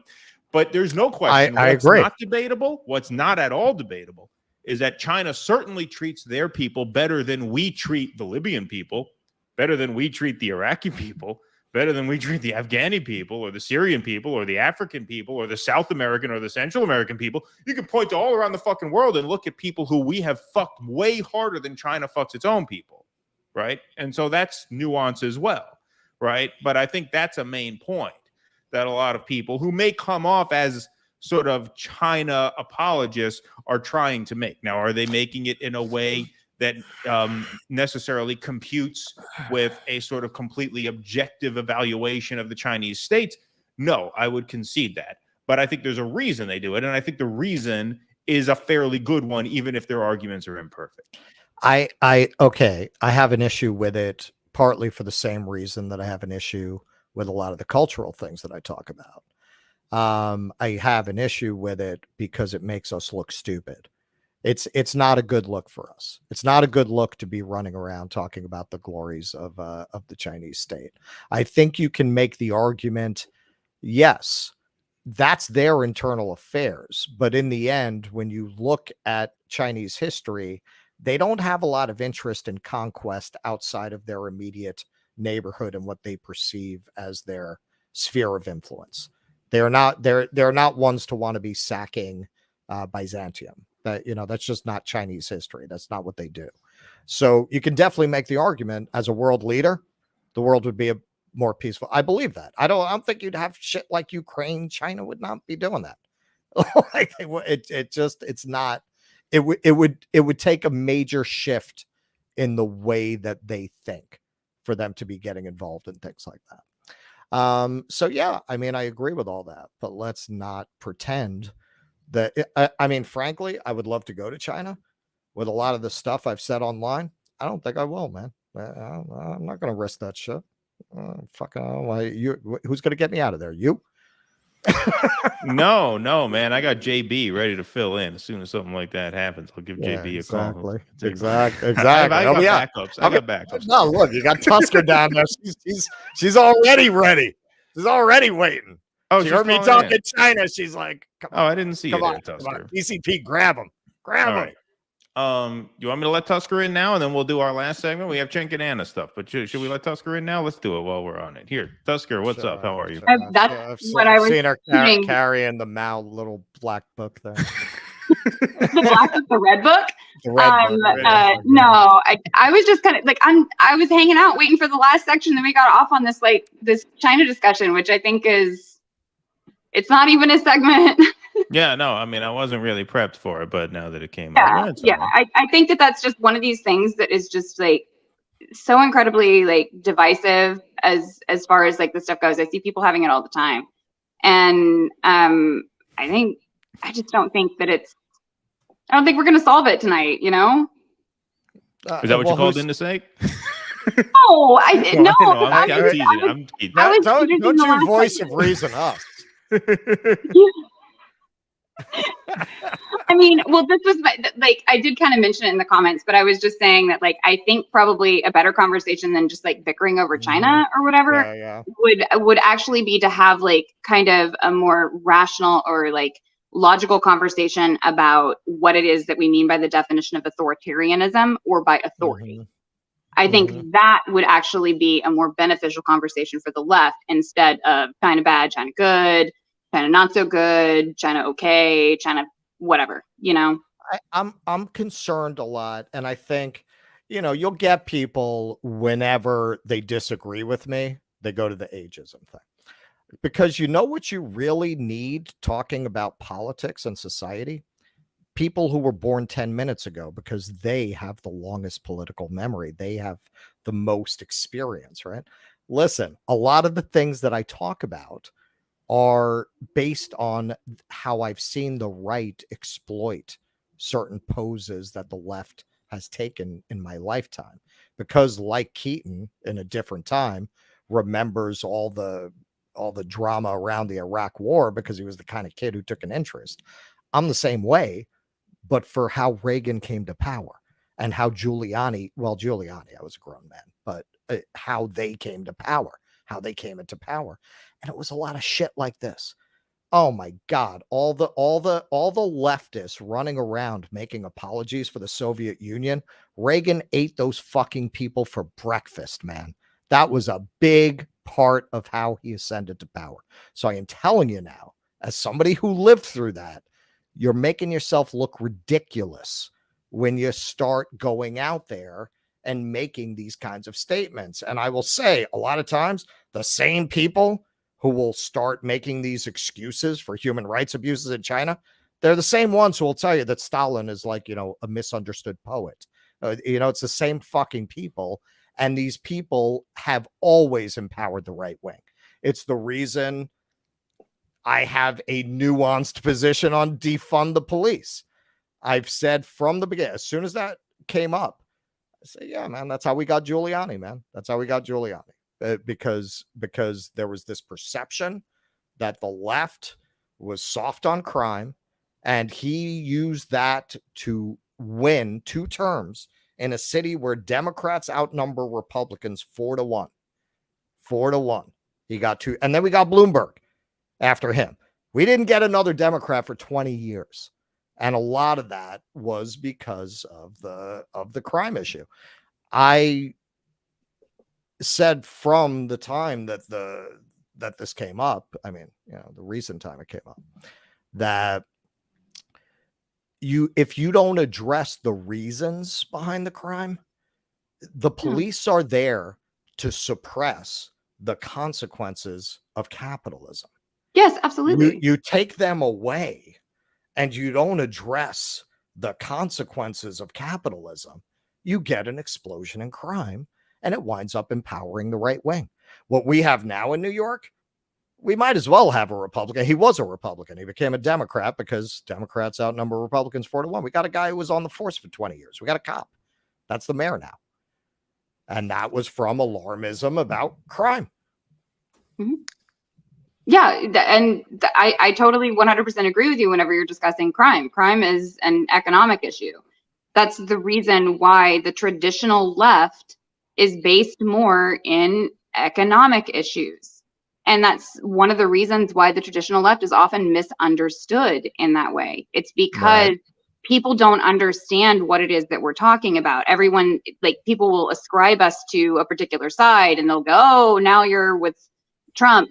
Now you're with Bernie. Now, you know, it doesn't make any sense because it does lead you to a position where, you know, things seem almost somewhat contradictory unless you really dig into it and see that it's economic issues. And that's the reason why that it becomes controversial, Russell. I mean, is what I would say. Sure. What I'm saying is, having seen how certain things over my lifetime have repeatedly been used to empower the right wing, and how repeatedly society throughout my life, really, society has moved to the right, to the right, to the right, to the right, never to the left. And what I have observed is very often the positions that the left has taken or is perceived to take, because the right has always been very skillful at this has never been a majority of people on the left, but they've always been very skillful at taking those people and pushing them out in front. And certainly those people, they tend to be the most ideologically fanatical. So they push themselves out in front as well. They make themselves an easy target for the right. And I mean, when is it going to stop? You know, like we cannot not have these conversations, and we cannot allow those positions to go unchallenged and to make that the face that people associate with the left. So I'm talking about this for the same reason that we had Buck on the other night. For the same reason I'm talking about that. We cannot be thought of that way if we ever want to achieve political power, especially you're talking about trying to achieve political power from the outside. You're trying to go outside the two-party system and win people over. Yeah, go tell them China's great, Stalin is misunderstood, and women should swim against men. Like, go try to build an outside movement on that platform. Right, which is the reason why can we just go make fun of Anna Kasparian now? Because, like, I mean, I assumed you called in to talk about this. Do you want to hang out? I really wanted to talk about Anna. I thought you had an opinion on China. I thought you wanted to talk about China. I do want to, I mean, sure, I want to talk about China, but it's not part of your, like, headlines or stuff like that. And I think that, you know, it's a longer discussion instead of just, like. I told you, I'm planning on having that discussion. I'm going to bring somebody who had a very interesting experience in China on the show if I can. Yeah, well, I would have to say I don't think Yeonmi Park is probably the best person, but, you know, I'll definitely. No. Why would we listen to somebody who escaped from North Korea and then was sold into sexual slavery, escaped through the Gobi Desert to South Korea? Her life experience is meaningless. We should listen to some DSA member on these subjects. That's not what I'm saying. I know you boys follow the gray zone. I know you guys do, right? Yeah. I think that you should refer to the gray zone's research on Yeonmi Park. And I think that it might dissuade you from inviting her. That's all I'm saying. I haven't heard of her. I don't know what he's talking about. Yeah, Caden doesn't know. No. Yeah. I'm chilled like that. I mean, my only question is because I watched the entire 3-hour interview that she did with Joe Rogan. And one of the things that I will have to say is, if North Korea only has one train stop, then why would everyone get on a train?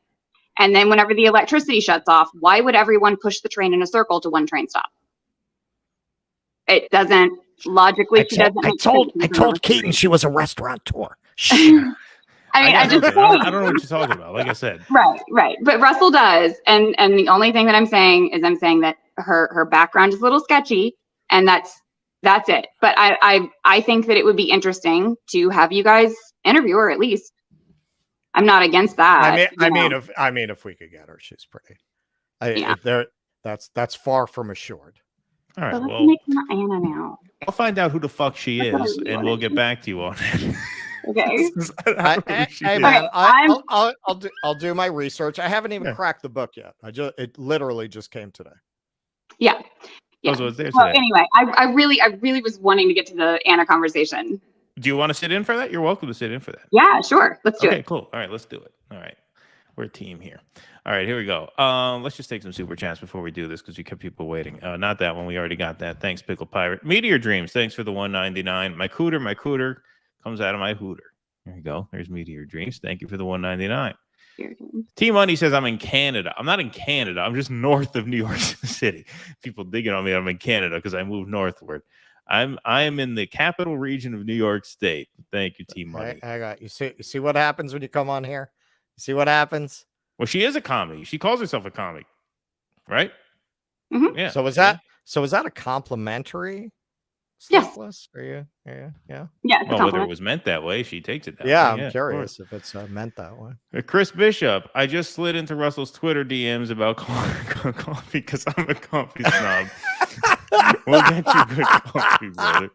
So check your DMs afterwards, and we'll get you some I will check that recommendations. out. Chris is gunning hard for that Substack membership. He really wants it.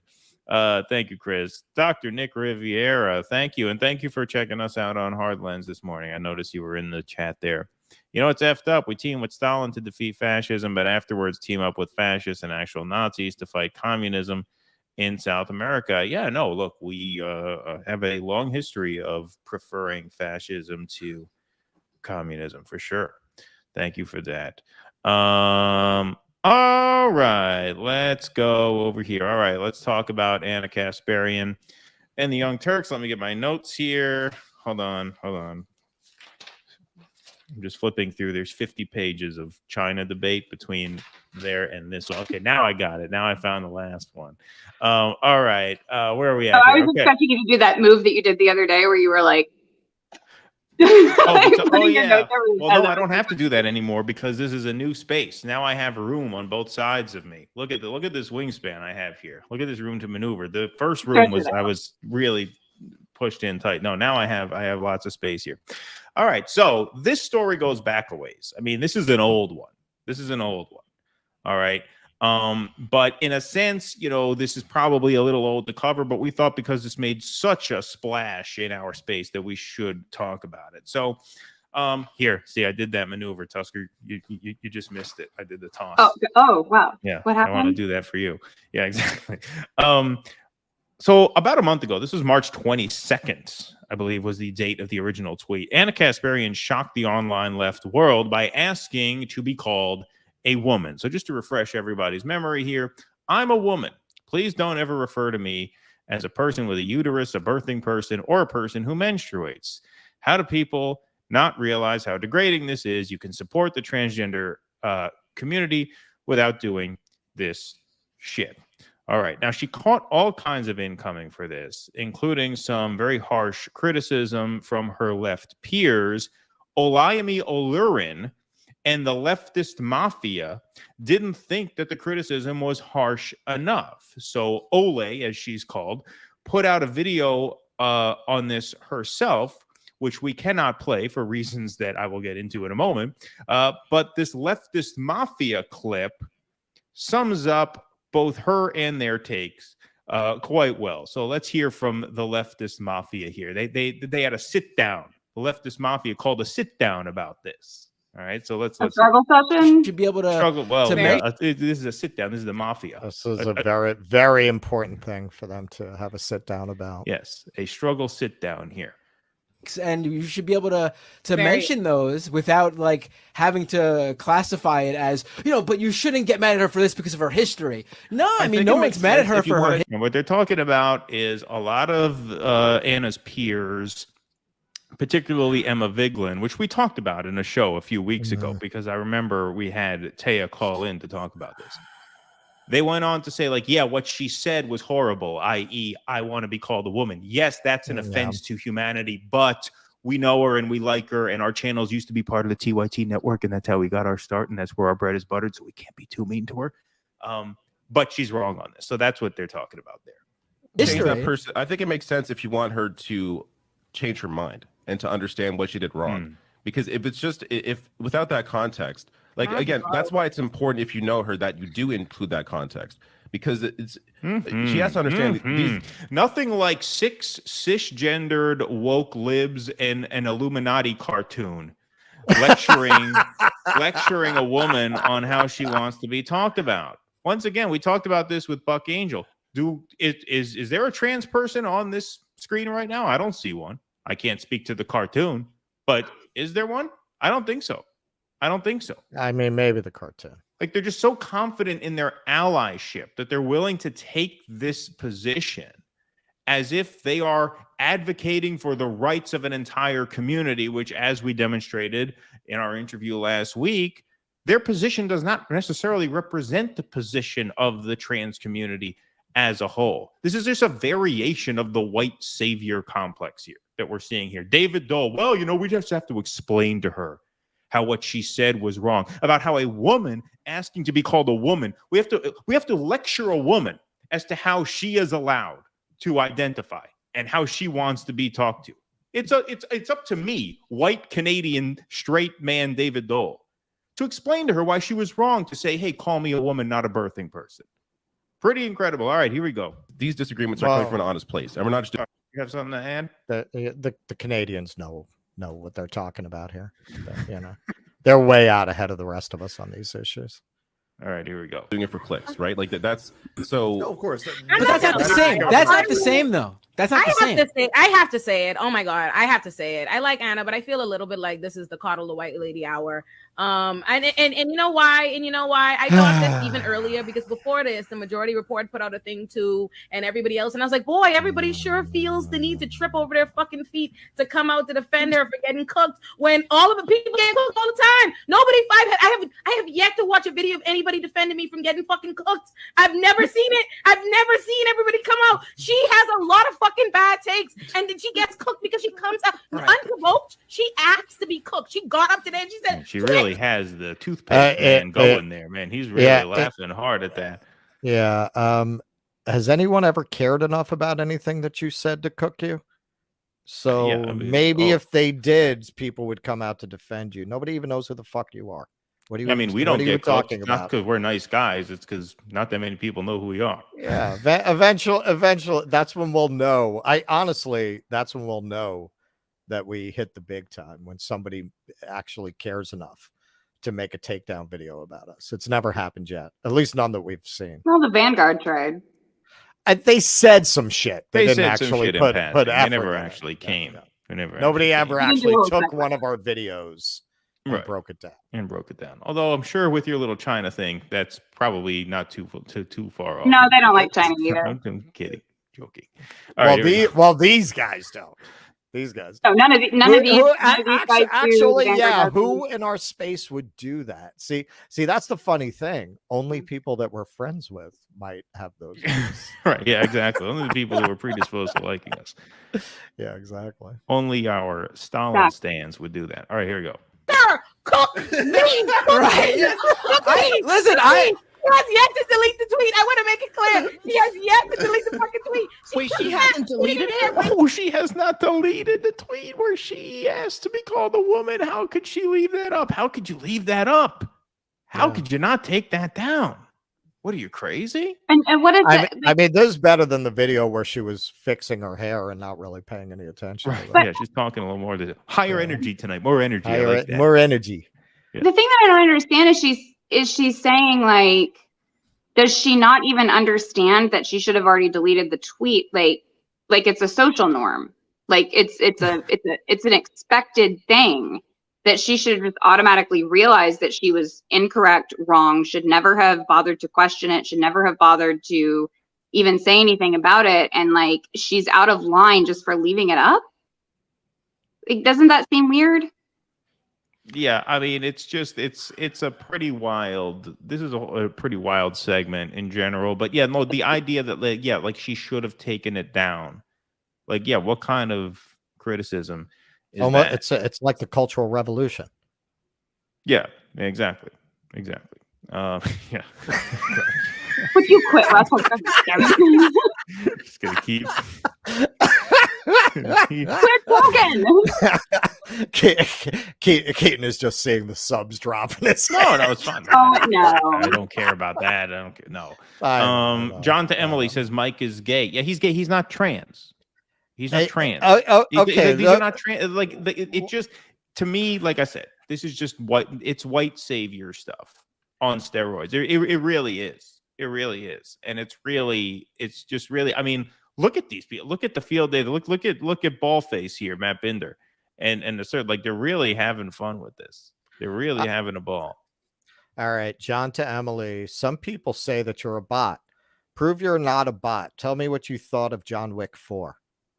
There we go. Any answer Let's you see. want to give? Yeah, you've been accused of being a bot before, and some of your responses are a tad bot-like. So let's see. Or maybe it's that new Google stuff, right? All right, here we go.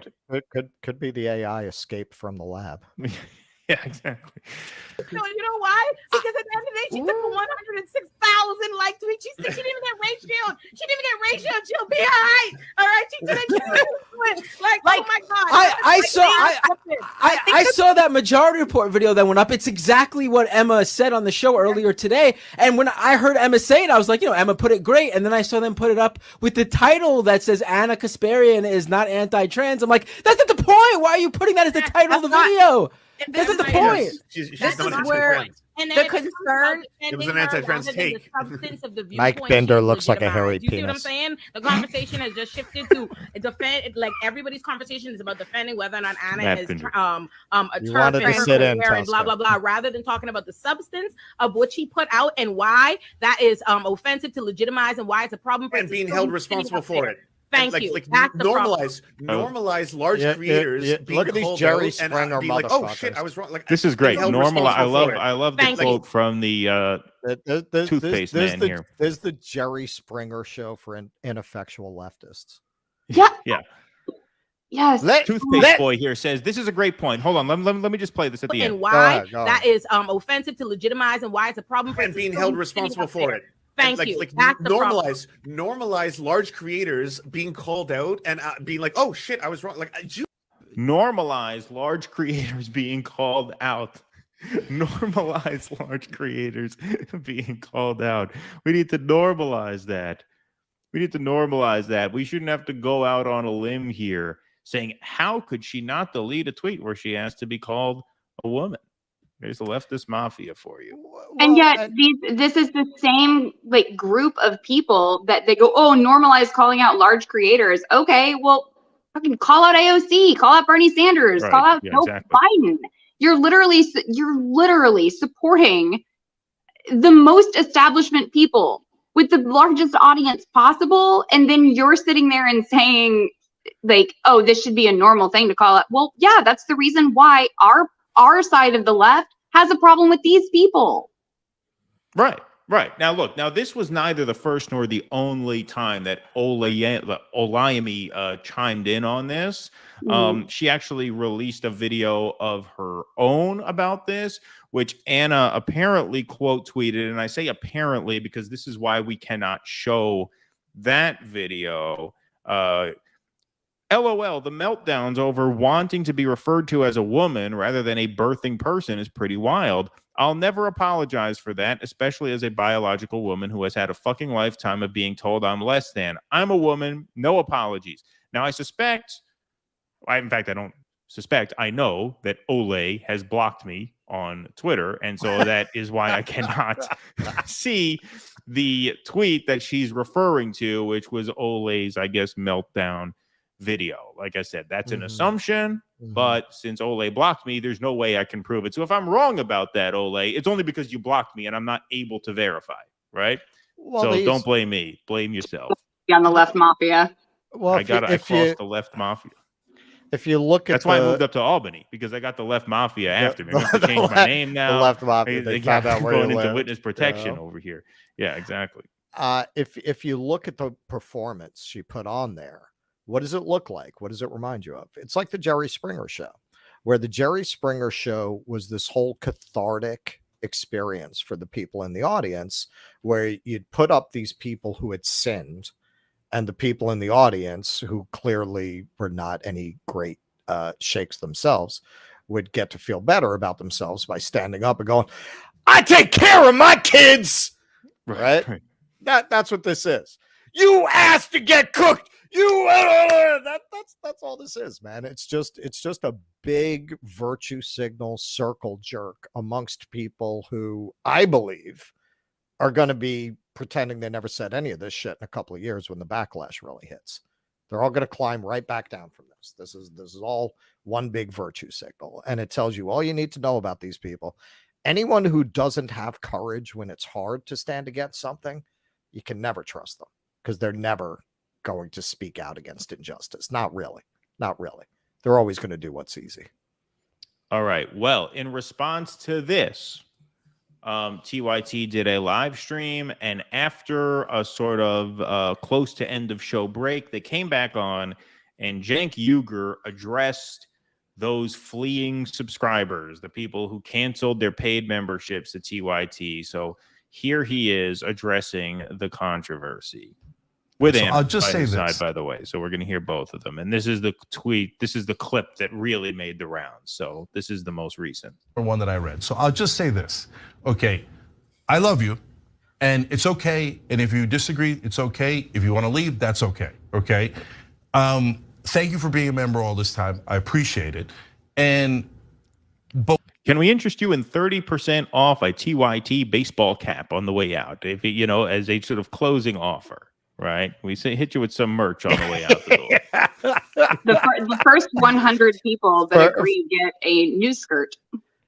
For the memories. Exactly. Yeah, for the members. Yeah, new skirt, a TYT new skirt. Exactly. Thank you for being a member all this time. I appreciate it. But what you're, in my opinion, what your misunderstanding is, and what you have maybe you didn't see is, so all this kerfuffle starts with a simple tweet, and then at least half a dozen videos from other progressives or leftists online, all attacking us and calling us all sorts of names. So maybe you don't see that, so you think like, well, what is Cenk so upset about, right? So they call us all these names, and they feel super proud about it, like, we are more pure. So then I fight back on Twitter, and then all of a sudden they're like, how could you insult us? We were just, all we were doing was punching you in the face. No, that's a right-wing position. You punch, then you gotta expect that I'm gonna counter, right? I don't mean you, kid tested. I mean, for folks who are out there, here, I'll name a name. Lance from the Serps, he's on here all the time on the Power Panel, right? And he comes out and does this like video about how he's so correct and, oh yeah, the Young Turks, correct? No, Lance, you're not goddamn correct. Nobody elected you. The polling shows no one agrees with you. Your 12 buddies online, I don't care, okay? And say, oh yeah, I'm 100%, he's 99.95% correct. Oh, I'm gonna correct him. No. So don't, look, you wanna say, hey, I don't agree with you, God bless. You wanna say, Cenk, you shouldn't say anything back because you're being rude? Come on, brother or sister. I don't know what your I just gotta be honest. I just don't really care to like collaborate with any other leftist ever again at this point. Yeah, that's where I'm at, because they come on the show, they build a name for themselves, and then they build a bigger name for themselves, trashing us as if they don't know who we are, as if they haven't worked with us, they don't know what our actual political values are. So I don't, Jake, I never want to talk about them again. I never want to address them again. It's a waste of time. There's important stuff going on in the country. Our personal drama with a bunch of leftists on Twitter doesn't matter. All right, last thing I'm gonna say on it, because you brought it up, is that I'm not. This is what we're gonna be saying about you in 5 years. Oh, fuck you. We brought Tusker on the show. I know. Russell has so much skepticism that I'm not. Why we don't collaborate with communists anymore. Come on. Now she's calling for us to be hung in Central Park. Oh, yeah, definitely. Right in the brainstem, Russell. Right in the brainstem. All right. Did you load the Cenk tweet that I'm building my case around? I sure did. All right. Oh, so go ahead. You did. Look, I was pulling it up. I assumed you didn't because I didn't see it. No, I got it. Don't worry.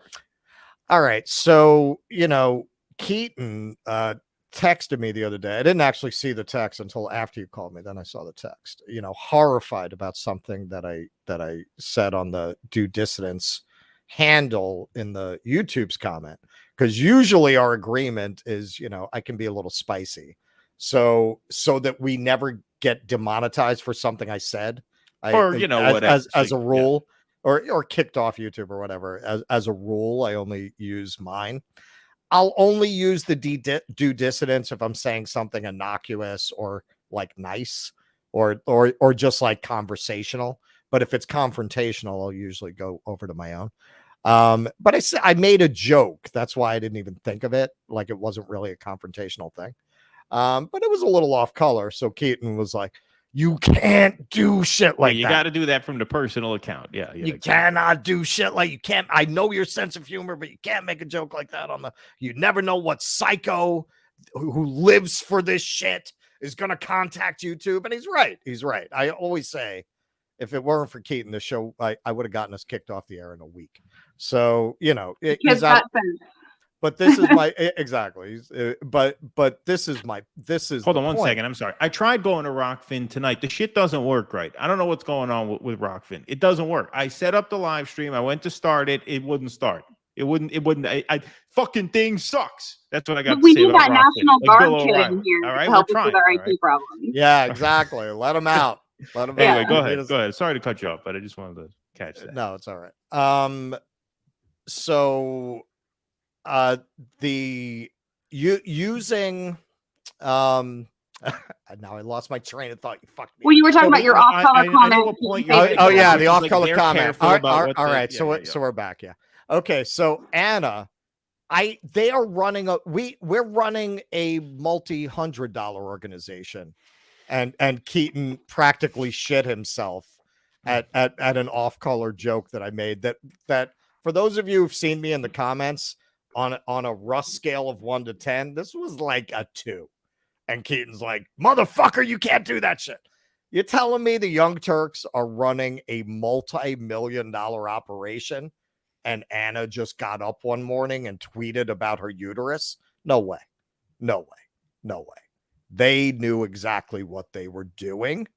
They have been pivoting into this lane for a while now.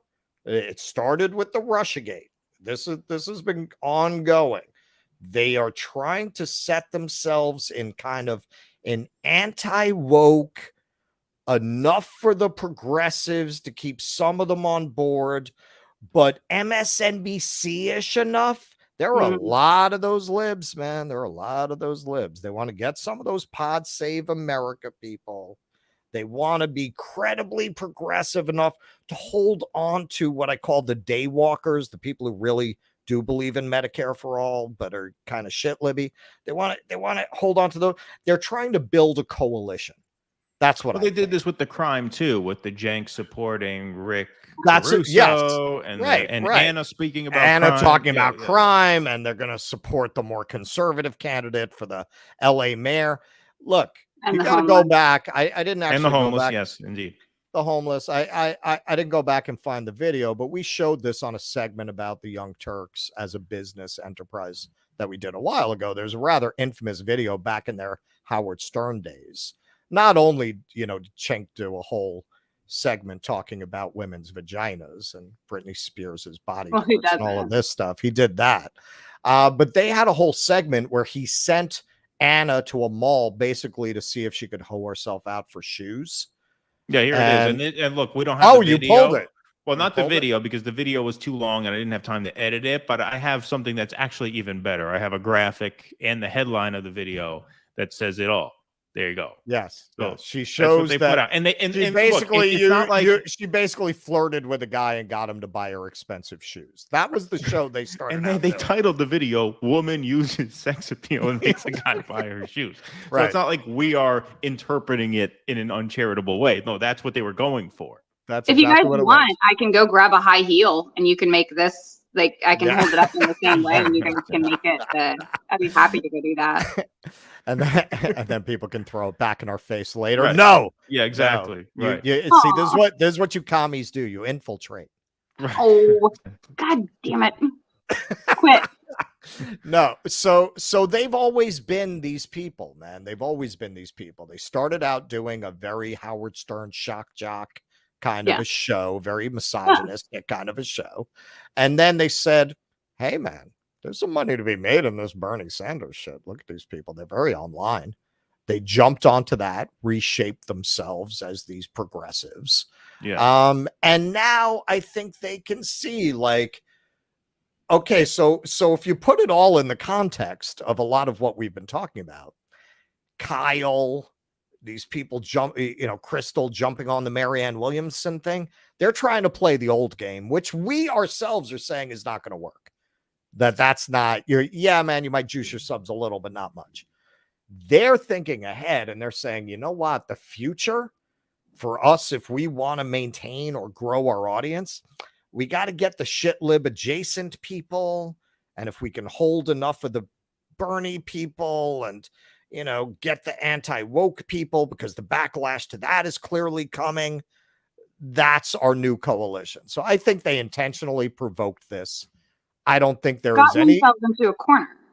Well, on purpose. Like, Well, I don't think there's any way purpose. that Anna can do something like that without talking to Cenk first. Without No, talking that's not what I'm talking about. I'm talking about, like, you're correct. Back in the day, it was more like of a shock jock, just like whatever. They were just trying to find something that worked. They went wherever the wind blew, whatever. Once they started actually taking off, it was definitely aligned with a leftist bent. Yeah, sure. And so what they're struggling with is they're struggling with maintaining leftist credibility while trying to find a different place to fit in, because there are people that just because it's grown in popularity, there are people that are much more relevant and much more analytical than they are.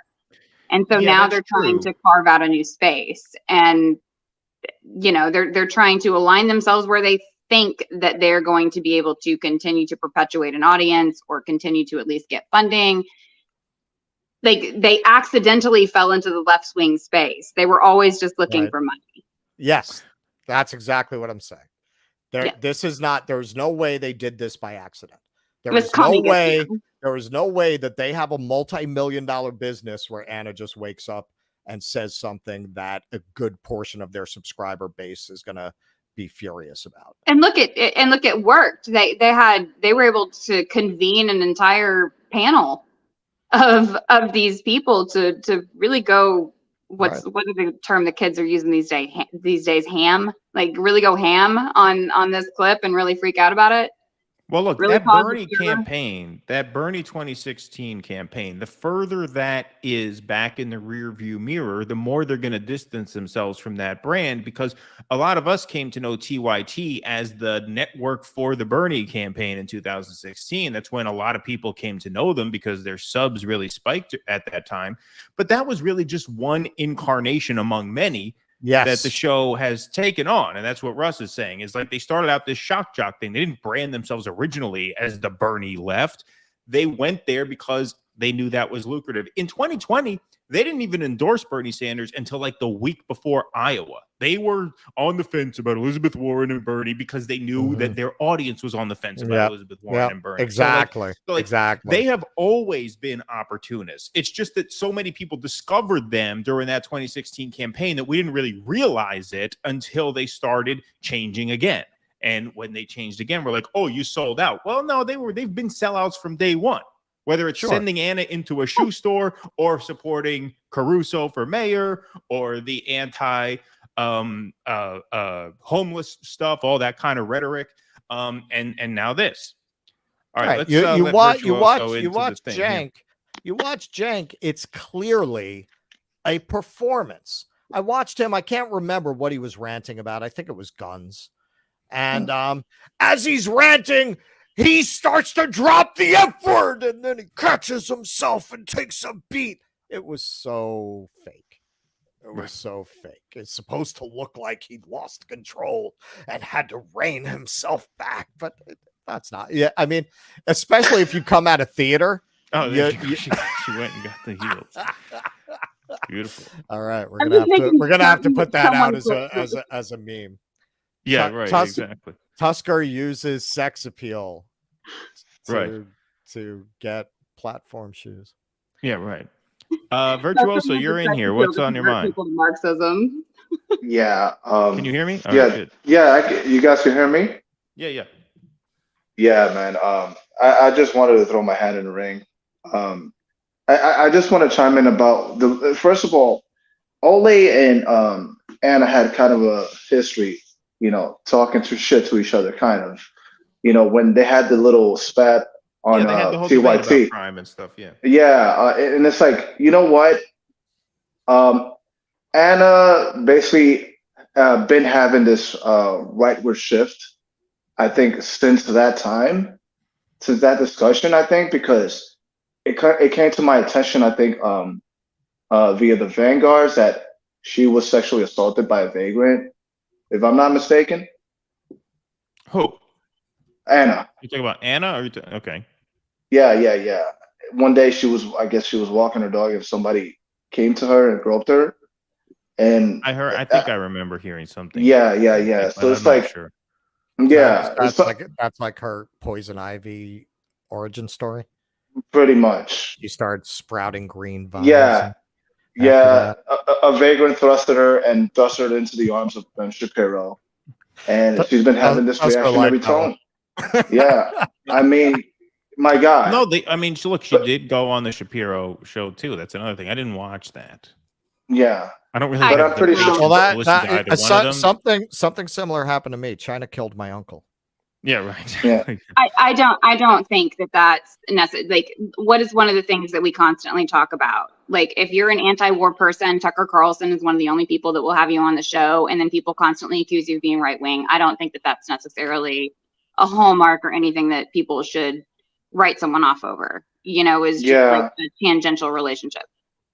Yeah, that's usually what I'm leading to, and it's like, listen, if she's doing this, this thing where it's like, I just wanted to know, it's like, what is crawling up her butthole that she came out like that? No. Let me land the plane. I'm just talking here. It's like, okay, this might have been planned. That she was gonna. TYT probably looked at their metrics and said, you know what, these people are not gonna move us. They've been rather critical of us, so we're gonna attract more centrist, viewers. But it's gonna be tough, But I just wanted to know where that energy came from, because it kind of reminded me where it's like when she was talking about Aaron Mate, and then all of a sudden she just flipped her off, and I'm like girl, you gotta chill out. So it's like I don't think there's. Hold on, let me just say this.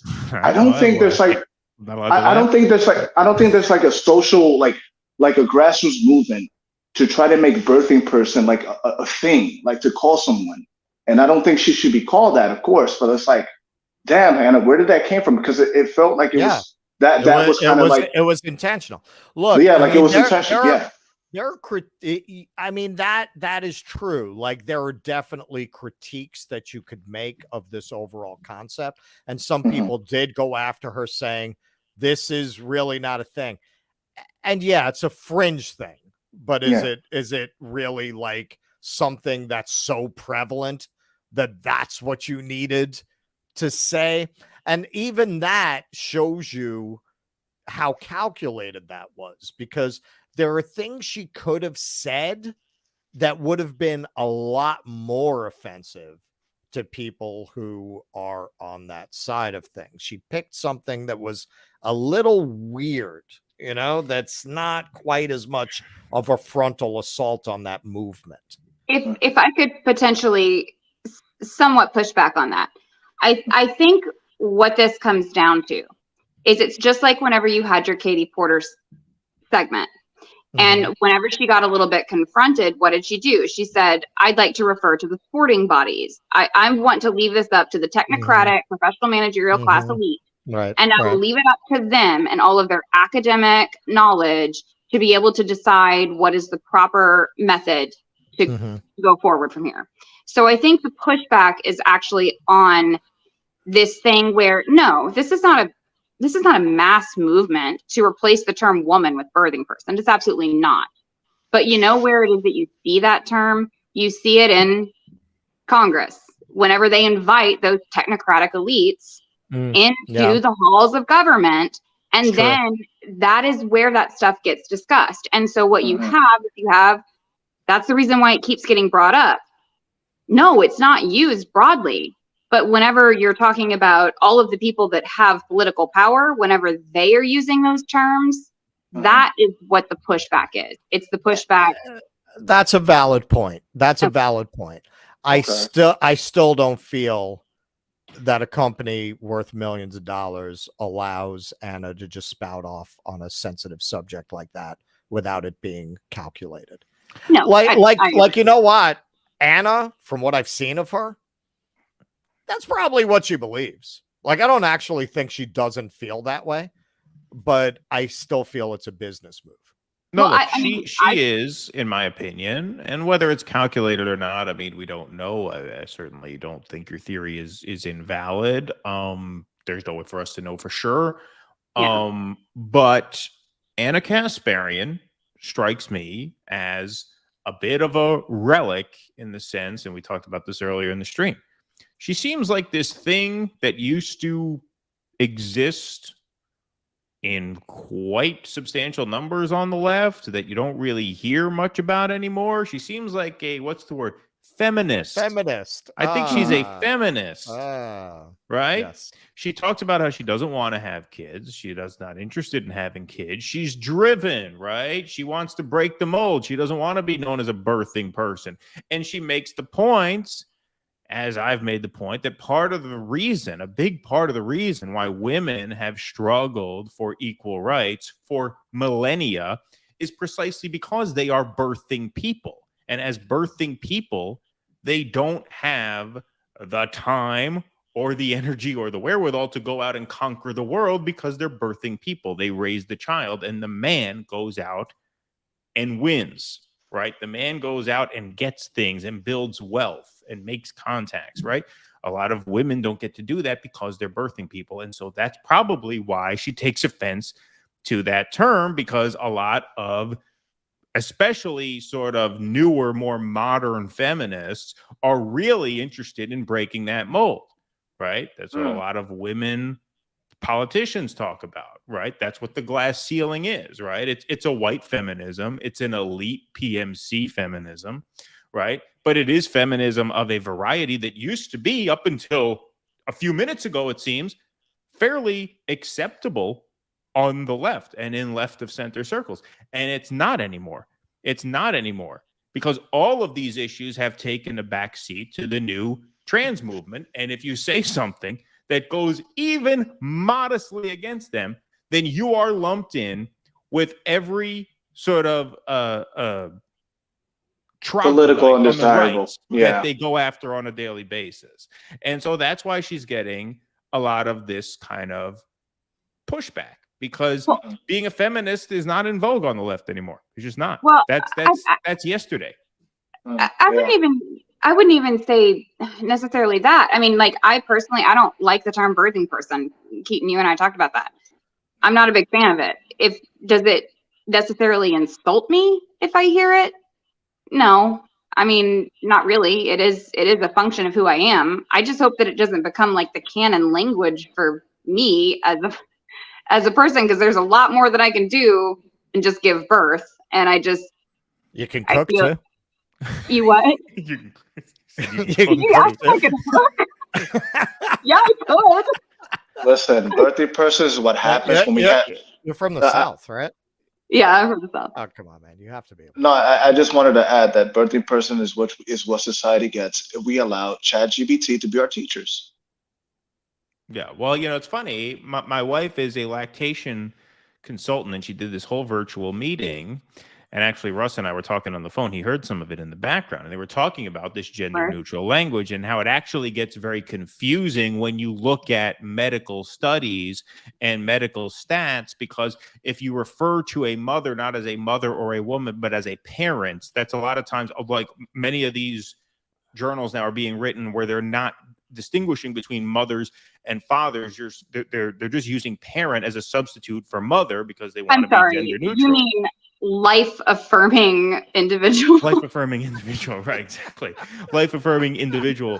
No, they'll call them parents, and they'll say something like, 1 in 11 parents will develop breast cancer. And that's obviously men cannot develop breast cancer. So where are you getting this 1 in 11 from? Are you counting men and women in that stat, or are you only counting women in that stat? Because if you're counting men and women, meaning parents, then you're obviously having the likelihood of developing something that only a woman can develop, right? Because you're being vague to the point where you're including double the amount of people, or maybe not exactly double, because there are a lot of single moms, but you are making the data harder to understand. Medical data that's important for people in that field to understand. You're making it complicated for no fucking reason whatsoever, except to sort of pacify, this very, very fringe segment who is offended by the assumption that a mother is a biological or is a woman. I'm sorry.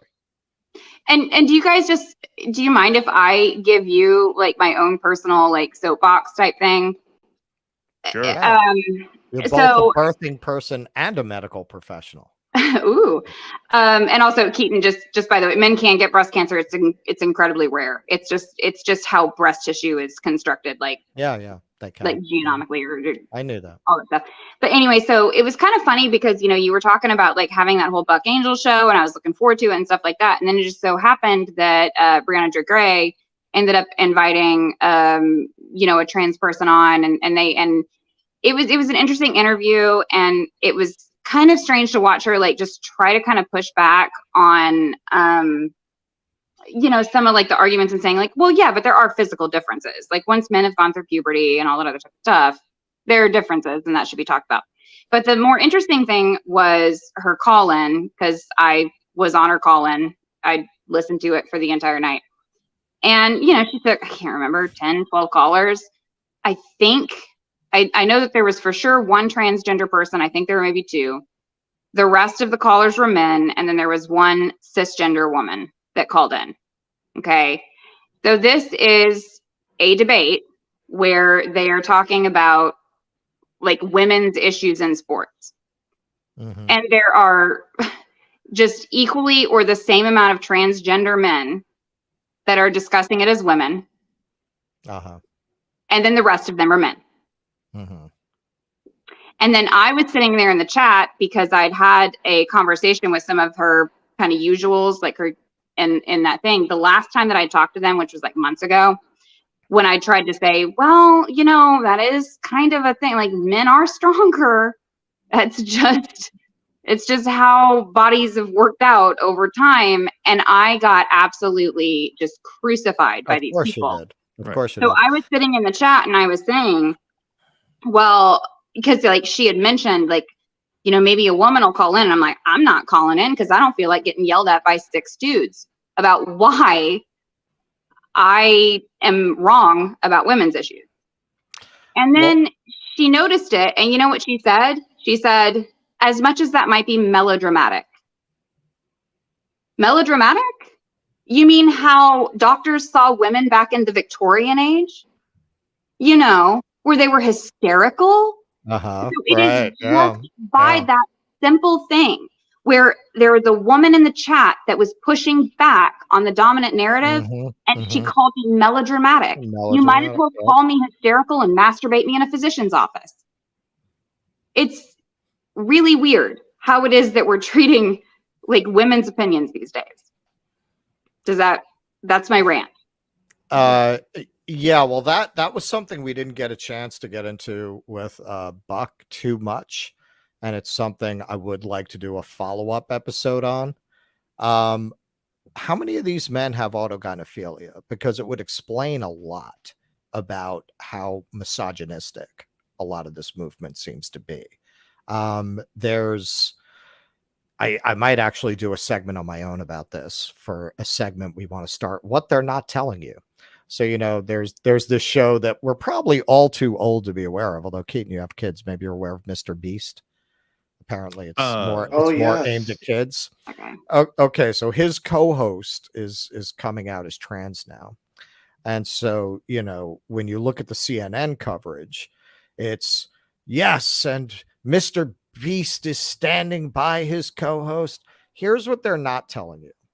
his co-host has a long history of posting very misogynistic tweets and also expressing a weird fetish for a type of anime that emphasizes very young, childlike, stylized girls, like prepubescent girls, like obsessed with it. Like he's a huge fan of this. This is well known. And so now you got this guy who's expressed this misogyny and this kind of obsession with a, kind of childlike girl type who suddenly now is transitioning and apparently went to a state where you could do it just by consent, no therapy or anything, and is tweeting out how that's how it should be. And it's backward that you can't just do that on informed consent. He's promoting this idea. That sounds more like autogynephilia than gender dysphoria to me. I am not a medical expert, but when you look at the history of making misogynistic statements online, having that kind of a fetish, and then all of a sudden transitioning, I mean, that looks, if you look at a lot of what Leah Thomas's behavior has been online with a lot of kind of disturbing posts that they have made, that's a discussion worth having. I mean, it would explain a lot about the furious insistence that women accept them as women, because now you're interfering with their sexual fantasy, right? Like why would you be so insistent and so determined to humiliate women? Here's a video I could easily have included in that montage. The fighter that Joe Rogan is supposedly this transphobic monster for calling out. There's video of that fighter talking about how they love beating the shit out of women. Well, like this MMA fighter talking about how they love beating the shit out of women. I also don't think it's like, look, you have to admit, I know tons of women that absolutely like just like the Bud Light, Dylan, whatever that is. And like, you can kind of make fun of that as being like, well, that's not actually what a woman is. What you're doing is you're putting on sort of like your idea of what is popularly conceptualized as being a woman in society. Okay, that's fine. But there's also thousands upon thousands of women that exist just like that. So it's not like it's a total lie.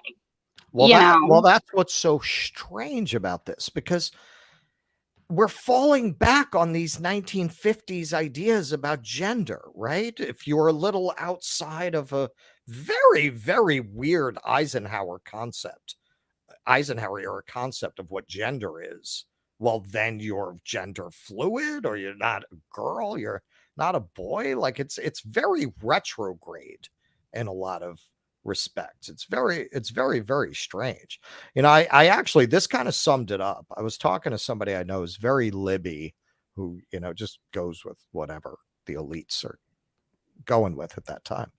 And I was saying, well, why couldn't, suppose that your child wanted to express their gender differently and it's a boy and wants to wear dresses, like, what would be the problem with that? Like, why don't we think more about that? Like expanding the definition of what's acceptable gender expression. And they said, well, but do you know how much grief they would take for that? Now that says it all. So you feel that it's more acceptable for your child to transition and identify as another gender than to be gender nonconforming. I still just think, like, just the simple fact that they're making us learn all this brand new language and having us argue over the concepts is just another distraction. Well, yes. I mean, like, you have to. Which is why, listen, this is why I want to say this real quick. I think language. This is insane. We're not really talking about while France is basically, fucking tearing down Black Rock over there. We're fucking arguing over language. And then let's just say this real quick. Right. I love Olay, but listen, man, you're better than this fucking leftist snitches group. Like, for real. Yeah. It's for fucking guys that got stuffed in lockers, man. Well, she blocked me. Look, I don't know her outside of one video I saw of those idiots where she looked like she wanted to be anywhere else. And this one where she acts like the person looking for attention on a Jerry Springer show. So Yeah, if, she, and if they're she's any not good dependable outside because of that, I don't know. Mhm. But this is because all these are the guys that are going to have to tell the people who still vote that no, these guys are going to do are going to do the thing. They're going to they're going to they're probably riding the coattails of Marion Williamson right now. But it's just not going to happen. There's not going to be a plan. Are they all on board with that? I've only really seen Kyle and Crystal pushing that. Are they all on board with that? No, they've hedged their bets on that. Yeah. They've hedged their bets on that.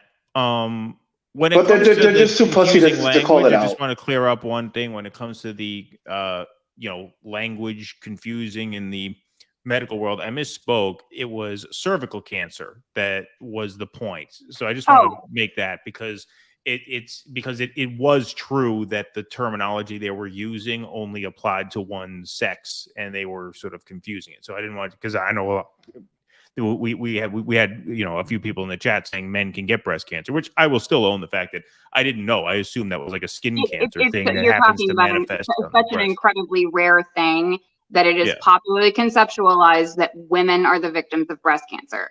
Oh no, That I is know something that. that's Well, common. yeah, that's why. Because I always assumed it was like a skin cancer that just happened to be in the man breast area if it was breast cancer. So I'm not saying I didn't not know that, but I'm saying it was cervical as a medical cancer was the professional, thing. do you in need to show question. me your man breasts after? You've diagnosed yourself into a corner. Exactly. But yeah, I mean the whole discourse around the language stuff, yes, I agree. It is a distraction, but it's a distraction that these people, and by these people I don't mean these trans people, I mean the leftist mafia people, right? Yeah.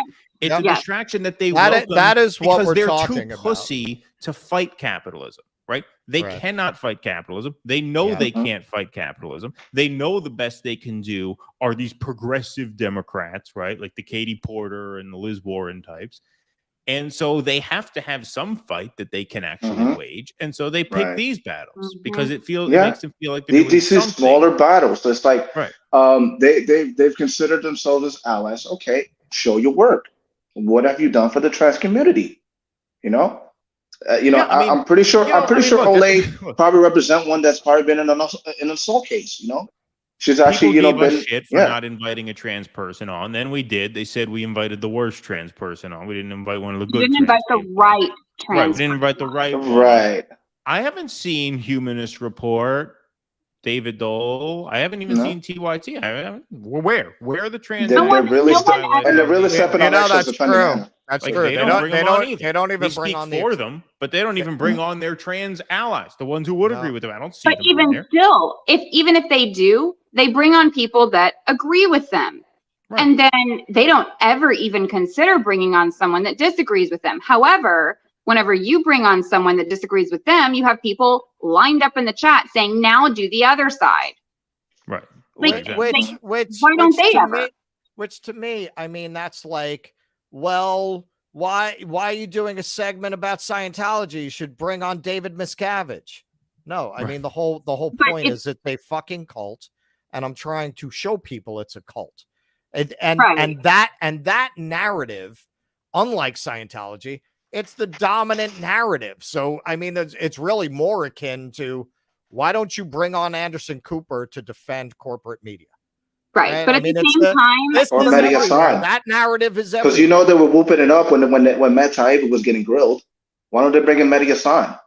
Fucking Comcast lover. Right. But at the Bring same on time, Mehdi the Hassan to longer- talk about it. the more that we spend on these issues, the more that we are falling into the exact trap that they want us to fall into. Oh yeah. I mean, look, Tusker, I said the reason I get into this I is know. because I feel like we need to separate ourselves from it in the public mind, or we'll never get anywhere. It's not just that I feel like talking about it. I know It's that. it's Everyone knows relevant. that. Russell, I see you wearing a Hawaiian shirt, and it reminds me. Indian. Will they ever invite that former Boogaloo boy without Lance reacting like a fucking child who got to go to the bathroom every 8 seconds? Yeah. Because I know he's got a hard on for Jimmy Dore and inviting him in. I mean, honestly, I knew that episode landed, the episode with Buck. I knew that it shook some people's religion by the fact that most of those people didn't even show up in the comments, who are usually trying to push that. Because how do you argue with some of those videos? How do you argue with some of the kids? And we're sitting there with Buck. Like, how you gonna pull that line? And then they really had the ones who did speak up about that video. They made absolutely no argument about it against a single thing that was said in it. All they said was, we have to bring on one of their cult leaders now. That's it. Yeah, look, I'm not against having people on who disagree with me. I've brought people on who I've disagreed with in the past. Some of the co-hosts, while Russell was away in India shopping for that shirt, are people who I don't agree with on everything. I'm fine to bring in people who I don't agree with on everything. It's so weird. I saw the shirt in a dream before I even went. It's a nice shirt. I like it. I'm a bit, yeah, absolutely. They're fucking great. But like, I'm not against doing that. But what I am against is someone who's going, look, Buck has said in the past, he's brought these activists on. They last 10 minutes. They scream at him. They call him a murderer and they quit. They leave. So what? No, I'm sorry. I'm not going to do that. No, like that's not a debate. That's not productive, And so I'm not interested in that. I think the purpose behind having debates like that, where, you're kind of showing the other side, is just to essentially say that, like, it's a gray area. Why don't we fight in one of the areas that it's actually black or white? Like, instead of getting down into the mud in the gray areas, we already know where it is that we stand, and that's it. That would be my only thing. Like, as much as it's fun, the deep philosophical debates, the reading hundreds of pages of literature on gender ideology is Russell. I could suggest a lot more books for you, buddy. Well, look, I mean, but what I would say is that, hold on, let me just make this one quick thing, and then I will toss you. Promise. When you see, like we showed at the top of the show, Katie Porter just freeze and malfunction when asked, why do you disagree with Riley Gaines? What that suggests is that element of this issue is not gray. That element of this issue is actually quite black and white, right? Should biological men compete in women's sports? There's not much debate among that in the general community. That's pretty black and white. How you know it's black and white? Woke Orange County lib Katie Porter could not articulate why Riley Gaines was wrong when asked on air why she's wrong. So that facet of it is not so gray. And I think it is important to, like, as Russ says, differentiate ourselves from people who will articulate an argument. Well, I'm sorry, not an argument. They will articulate a position that they refuse to even defend with an argument when pressed. Right? Mm-hmm. Like, they don't have to. Papers, please. Show me your stamp. Show me your stamp of approval. Well, no, but that kind of credentialism is classist in and of itself. Yeah. Right. Yeah. Right. Okay. So then in that instance, it is worth it to sort of poke a hole in this sort of pseudo theory, because it's not really a theory. They don't actually think it. It's just a signal. I'm not saying no one thinks it, but someone like a Katie Porter, if she can't defend it, what that means is that this is more or less settled in the public mind. My issue is that I agree. The discussions have to be had. They have to be had in an intelligent, a logical, and a rational way with the people that are actually involved in the masses. Like, just regular people are the people that need to be having the conversation. What does not need to happen is we do not need to be getting mired down in it. And I feel like that is what is happening more and more whenever we devolve into what I would call the cultural wars, and why it is that we spend this much time on it. No, look, I think you're right about that. In my perfect world, we would have the working class. Basically, they would be able to recognize exactly, just like someone says something and they would just go, that's not what we need to be talking about. They would just recognize it immediately. Well, but Tusker, probably part of my perspective comes from the fact that I come from the working class, and I know that if you want to talk to those people, you better make it clear you're not with these people. Or you might as well just give a don't even bother. And if also, you do not not all of differentiate this, yourself from that. Not all of this is purely culture war. Like there is a class element of this. I'm sorry, like I the agree. for-profit medical experimentation on minors, that's not just a culture issue, right? I mean, that does speak to the incentives within a capitalist healthcare system and how those incentives are being exploited to push certain things that perhaps should not be pushed. And that's why it is a debate worth having. So it's not all culture war stuff. Oh, those relative value units, those RVUs. That's what doctors get paid in. Yeah, I'm sure. Yeah. Doctors get paid in RVUs. So every single medical procedure is graded by what they call a relative value unit, which depending on whatever it is, it can be 8, 10, 20. Most doctors are paid $60 an hour for each relative value unit. Oh, wow. That's so interesting. Grand surgery is 32 relative value units or RVUs, and they get paid $60 each. They get $2,000 per surgery. I mean, that's amazing. You know, I never heard of that. But it makes sense. It makes sense when you think about it. But I didn't know that was actually a thing. Yeah, RVUs. Mm-hmm. Yeah, see, that just speaks to the utter perversion of this whole healthcare system that you would have something like that. In the UK, doctors get paid according to how many patients are enrolled with them. They don't get paid to treat patients. They get paid to keep patients healthy. Treating them costs money. That's why they incentivize health over there. We don't. We incentivize disorder and sickness because we get paid to treat them, right? Not to cure them, but to treat them. Yeah, indeed. All right. Well, thank you. That's fascinating. I have to look that up more. Medical correspondent here. Well, I have to look that up more because that's really interesting. I never heard of that. If you guys ever want to have I do kind of do some medical reimbursement stuff. Like, there's a lot of stuff that I know about that. If you guys ever just want to have me on and chat about some medical stuff, I'd be happy to. That would be very interesting. So yeah, I mean, we've been forced into having these cultural discussions. Like we have to. We just can't. We cannot be connected to this in the public mind if we want to have any kind of a meaningful political project, particularly one that reaches out to the working class. What do I find inspiring?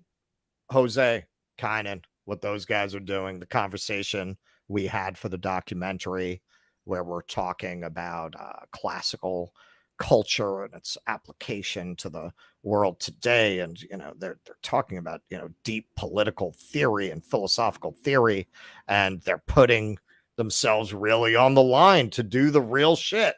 They're going right to these politicians and bringing it to them.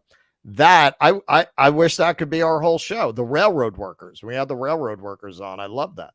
I wish that could be the whole show. And maybe someday it can, but not until we manage to break free of the perception that part of whatever I don't even want to call it left, whatever that is attached to us. We need to make it clear we're not the same people, or the working class is never going to listen to us. They're never going to listen to us as long as they think we're with them.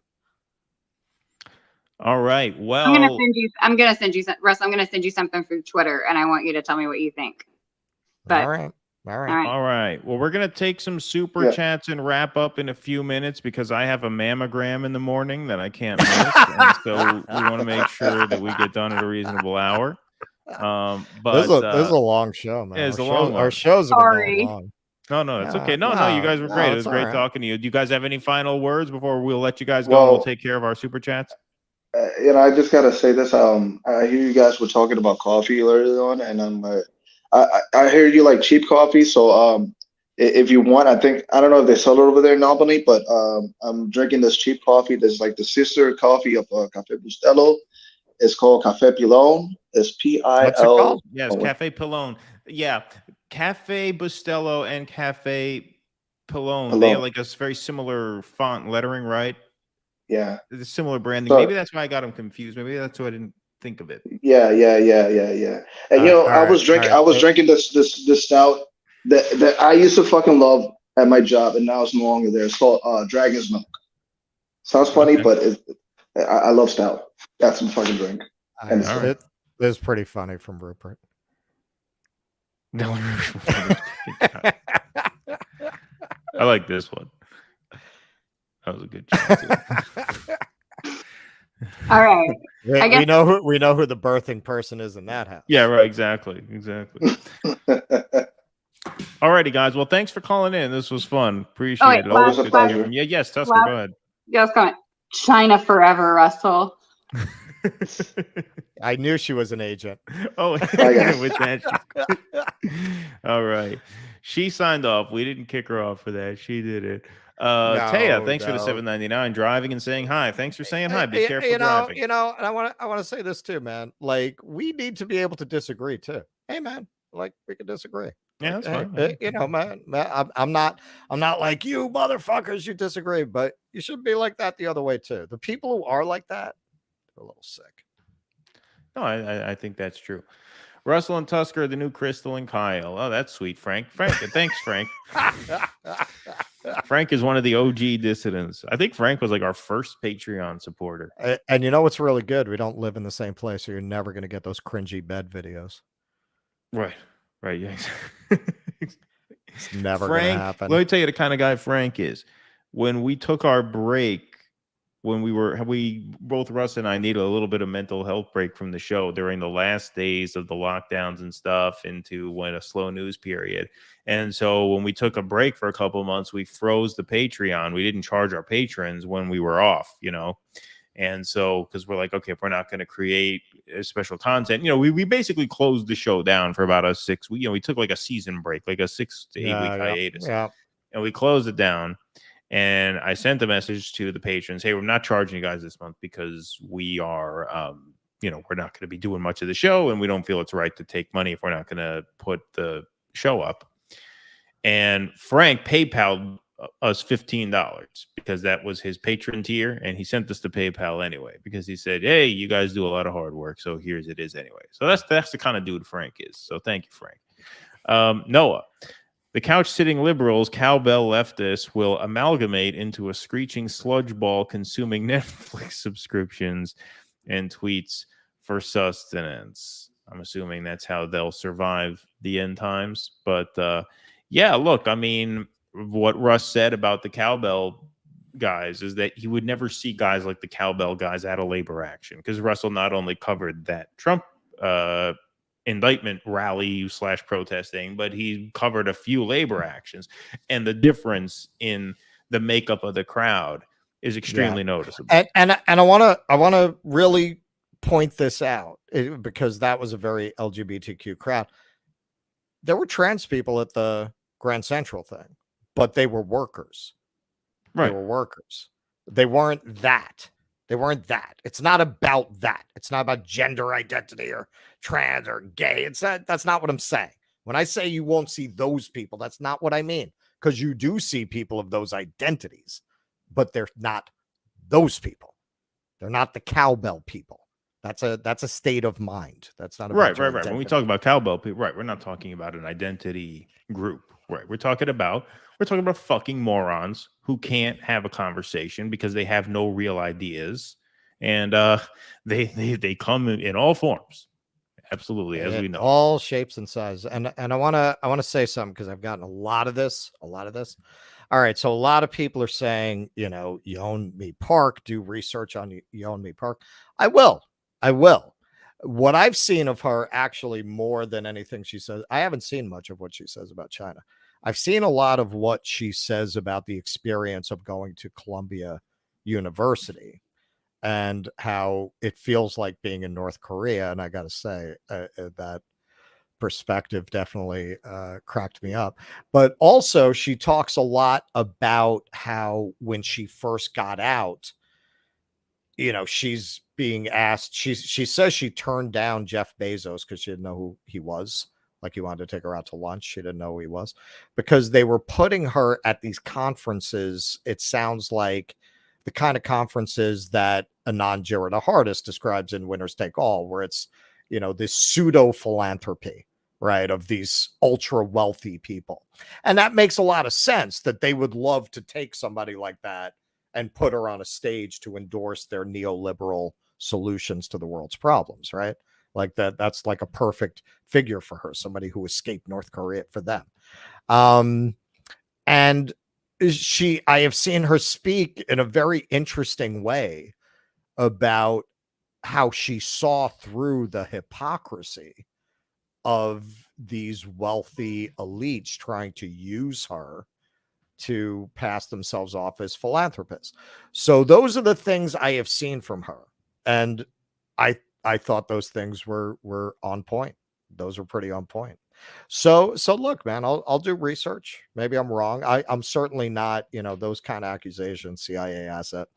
I hear that all the time when people don't agree with somebody and it's not necessarily true, but hey, I'll look into it. Maybe it is. I'll look into it before I invite her.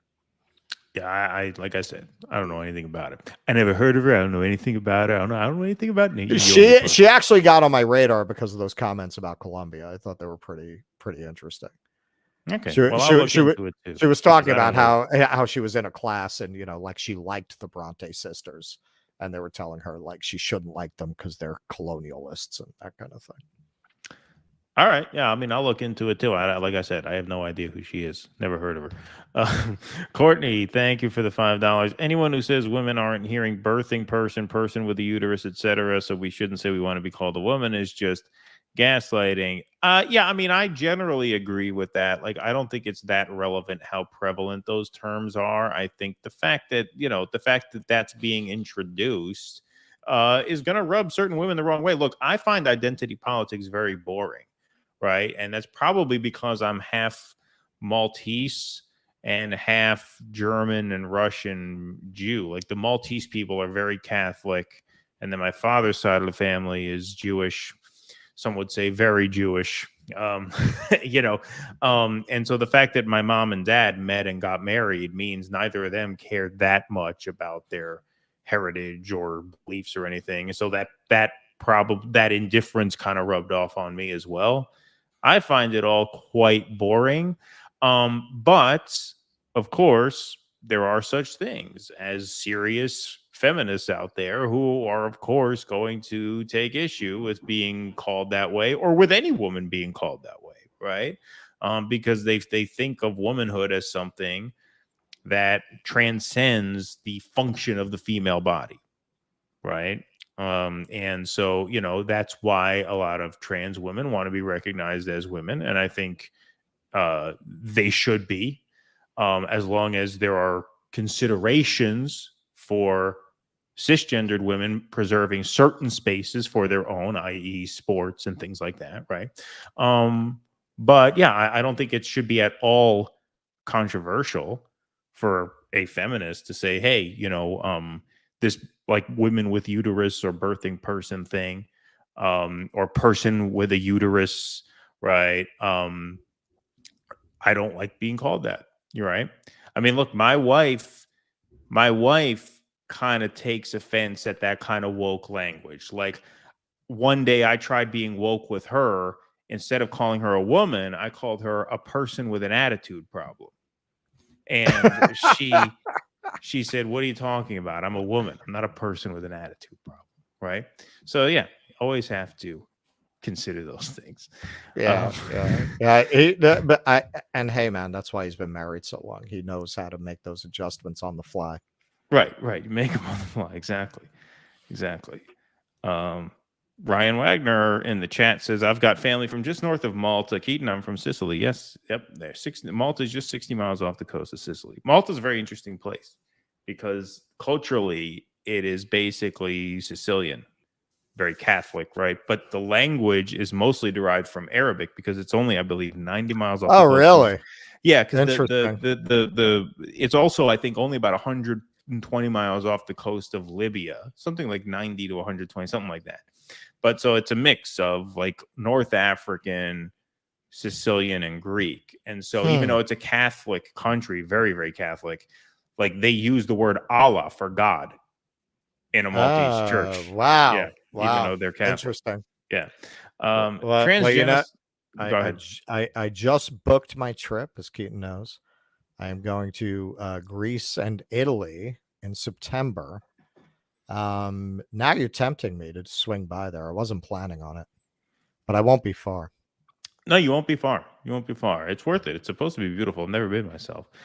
Trans genocide is the reactionary left's version of white genocide. These people don't realize how pernicious this narrative is. That's an interesting point. Yeah. Indeed. We've already touched enough third rails for the evening, so I won't comment much on it. But yes, that is an interesting point. Thank you. Meteor Dreams. I'm a guy. I wear eyeshadow and mascara. I don't care what people think. I'm assuming that's what you mean. Well, that's good on you. And then Meteor Dreams also says, I find your obsession on this issue strange, Russell. I think we touched on that before, where I think like you said, look, these issues get forced upon us. Like these are things that have to come up. Like, for example, as a left YouTube show that comments on other left YouTube shows, right? That's not all of what we do, like the Vanguard, but that is a part of what we do. We have to do it to a certain extent if we want to grow the channel, because the audiences don't really give a shit about anything else, right? Most audiences, not our hardcore followers, but obviously that's how you pull in the views and the clicks, right? So we have to engage on these things. We have no choice. We wouldn't grow a channel if we didn't. So what happens when an issue like the Anna tweet and the backlash to it, what happens when that comes up? But the only way to talk about it is to talk about this issue. And actually, when this stuff was really blowing up was right around the time where we had Buck Angel on the show. And we thought, well, this is kind of cool, because instead of only engaging in the gossip surrounding Anna's tweet, we're actually going to do a deep dive into the issue itself, right? So these things kind of do run together. But yeah, look, I mean, these issues find their way to us. I mean, you got a panel there. You got a panel of 7 cisgendered people dragging a woman for asking to be called a woman, because it is enough, because her asking to be called a woman and not a birthing person is a supposed offense to the trans community. Meanwhile, none of this leftist mafia, none of them actually are trans. Like I said, I don't know about the cartoon person, but nobody on that screen was. So what are you doing? There's that, and as I said, I mean, if I have a somebody said to donate so I can fix my shelves. If I have a personal quirk about this, I have a thing about cults. I have a thing about cults and authoritarians. You see how I was able to pull out a book about the Satanic Panic? I didn't just buy that. You could go back up on my bookshelf. You'll find books about other Scientologists, the Manson family. I don't like cults. It's the ultimate authoritarian structure. I don't like organized religion either. If you put me in a church, I practically burst into flames. It gives me not just, I'm not picking on the Christians. I mean, anything like that. I mean, they didn't kick me out of Hebrew school at the age of 9 for no reason. This goes back to my childhood. I do not like shit like that. It definitely draws my attention in a negative way when I see something that strikes me as authoritarian, cultish, and anti-rational. Anything like that. It's not even particular to this. It's that in general. Dude, long before people were really going after Scientologists, I used to go around when Tom Cruise would do a movie and slap stickers on the posters saying, "Boycott this sick cult freak." I go so far back going after Scientologists. I used to send out mass emails to people talking about Scientology before you would even do that on Facebook. So it's not particularly around anything like that. And I'm going to do what I can to undermine and destroy it, particularly if it's something that's getting in the way of a workers movement and an economic movement that I do feel is the only hope for this country. All right, John to Emily, what is your YouTube channel? You said you have a YouTube channel. You told somebody. What is it? I'd like to check it out. Because if you have a YouTube channel, if you're not a bot, because people have accused you of being a bot, but if you're not a bot and you have a YouTube channel, I'd like to watch that it. John Wick 4. Well, that, I mean, we had a lot of comments Did anyone see them talk about John? All right, so somebody put up. I'm just gonna now's the hangout part of the show. So someone asked if I've checked out the Heaven's Gate docuseries. I missed it. It was what was that? Where Pilgrim. Okay, so listen, this is I'm sorry, man. I have a dark sense of humor. I guess it's not funny in a way. Okay, so the Heaven's Gate people, you know, they were all like IT professionals. They were all like tech freelancers. And they made videos like because they thought they're going to commit suicide and get on the comet and be taken to the other planet. So they all made goodbye videos. And they're on YouTube if you want to watch them. And there's one video. I'm sorry, man. It killed me when I saw it. Where she goes, oh, and John, that project due Monday, we're not going to be able to finish. I'm sorry, man. I shouldn't laugh. That's one of the funniest things I've ever seen. And they're very like manic about it, the way they say it. Yeah, but that's if anyone wants to investigate that, that's on YouTube. Last I looked. All righty. Well, I think that is everything, is it not? We are 3 hours and 49 minutes in, an epic tonight. And I hope the tech was good. I hope the sound was okay. I hope my video wasn't buffering too much. Like I said, it was at the beginning, and then it straightened out. Just like straightened out. Well, that's the same thing happened on Hardlands Media this morning. Same thing. At the beginning of it, it was messy, and then it straightened out. So anyway, I might just put another router in here and run a cable to it. I think that's what I'm going to have to do. There is a cable hookup here, so I could probably do that without much difficulty. So we'll see if we can make that happen for Thursday.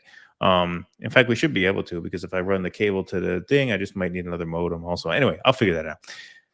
Guys, thank you very much for staying up with us. We had a great crowd in here tonight. It was a lot of fun. So we hope you guys had a good time with us. It's been a while since we saw you guys, so we hung out for a while, almost a 4-hour program this evening. Is this the new record? Is this the longest non-election show? The longest non-election show ever, perhaps. 3 hours, 50 minutes, and 46 seconds going on here. So thank you guys very much. We will be back here on Thursday nights at 8 p.m. and then Sunday, April 23rd, Sabby Sabs is going to be on the program. So we have an exciting guest coming up on Sunday. Thursday, it'll be just us again.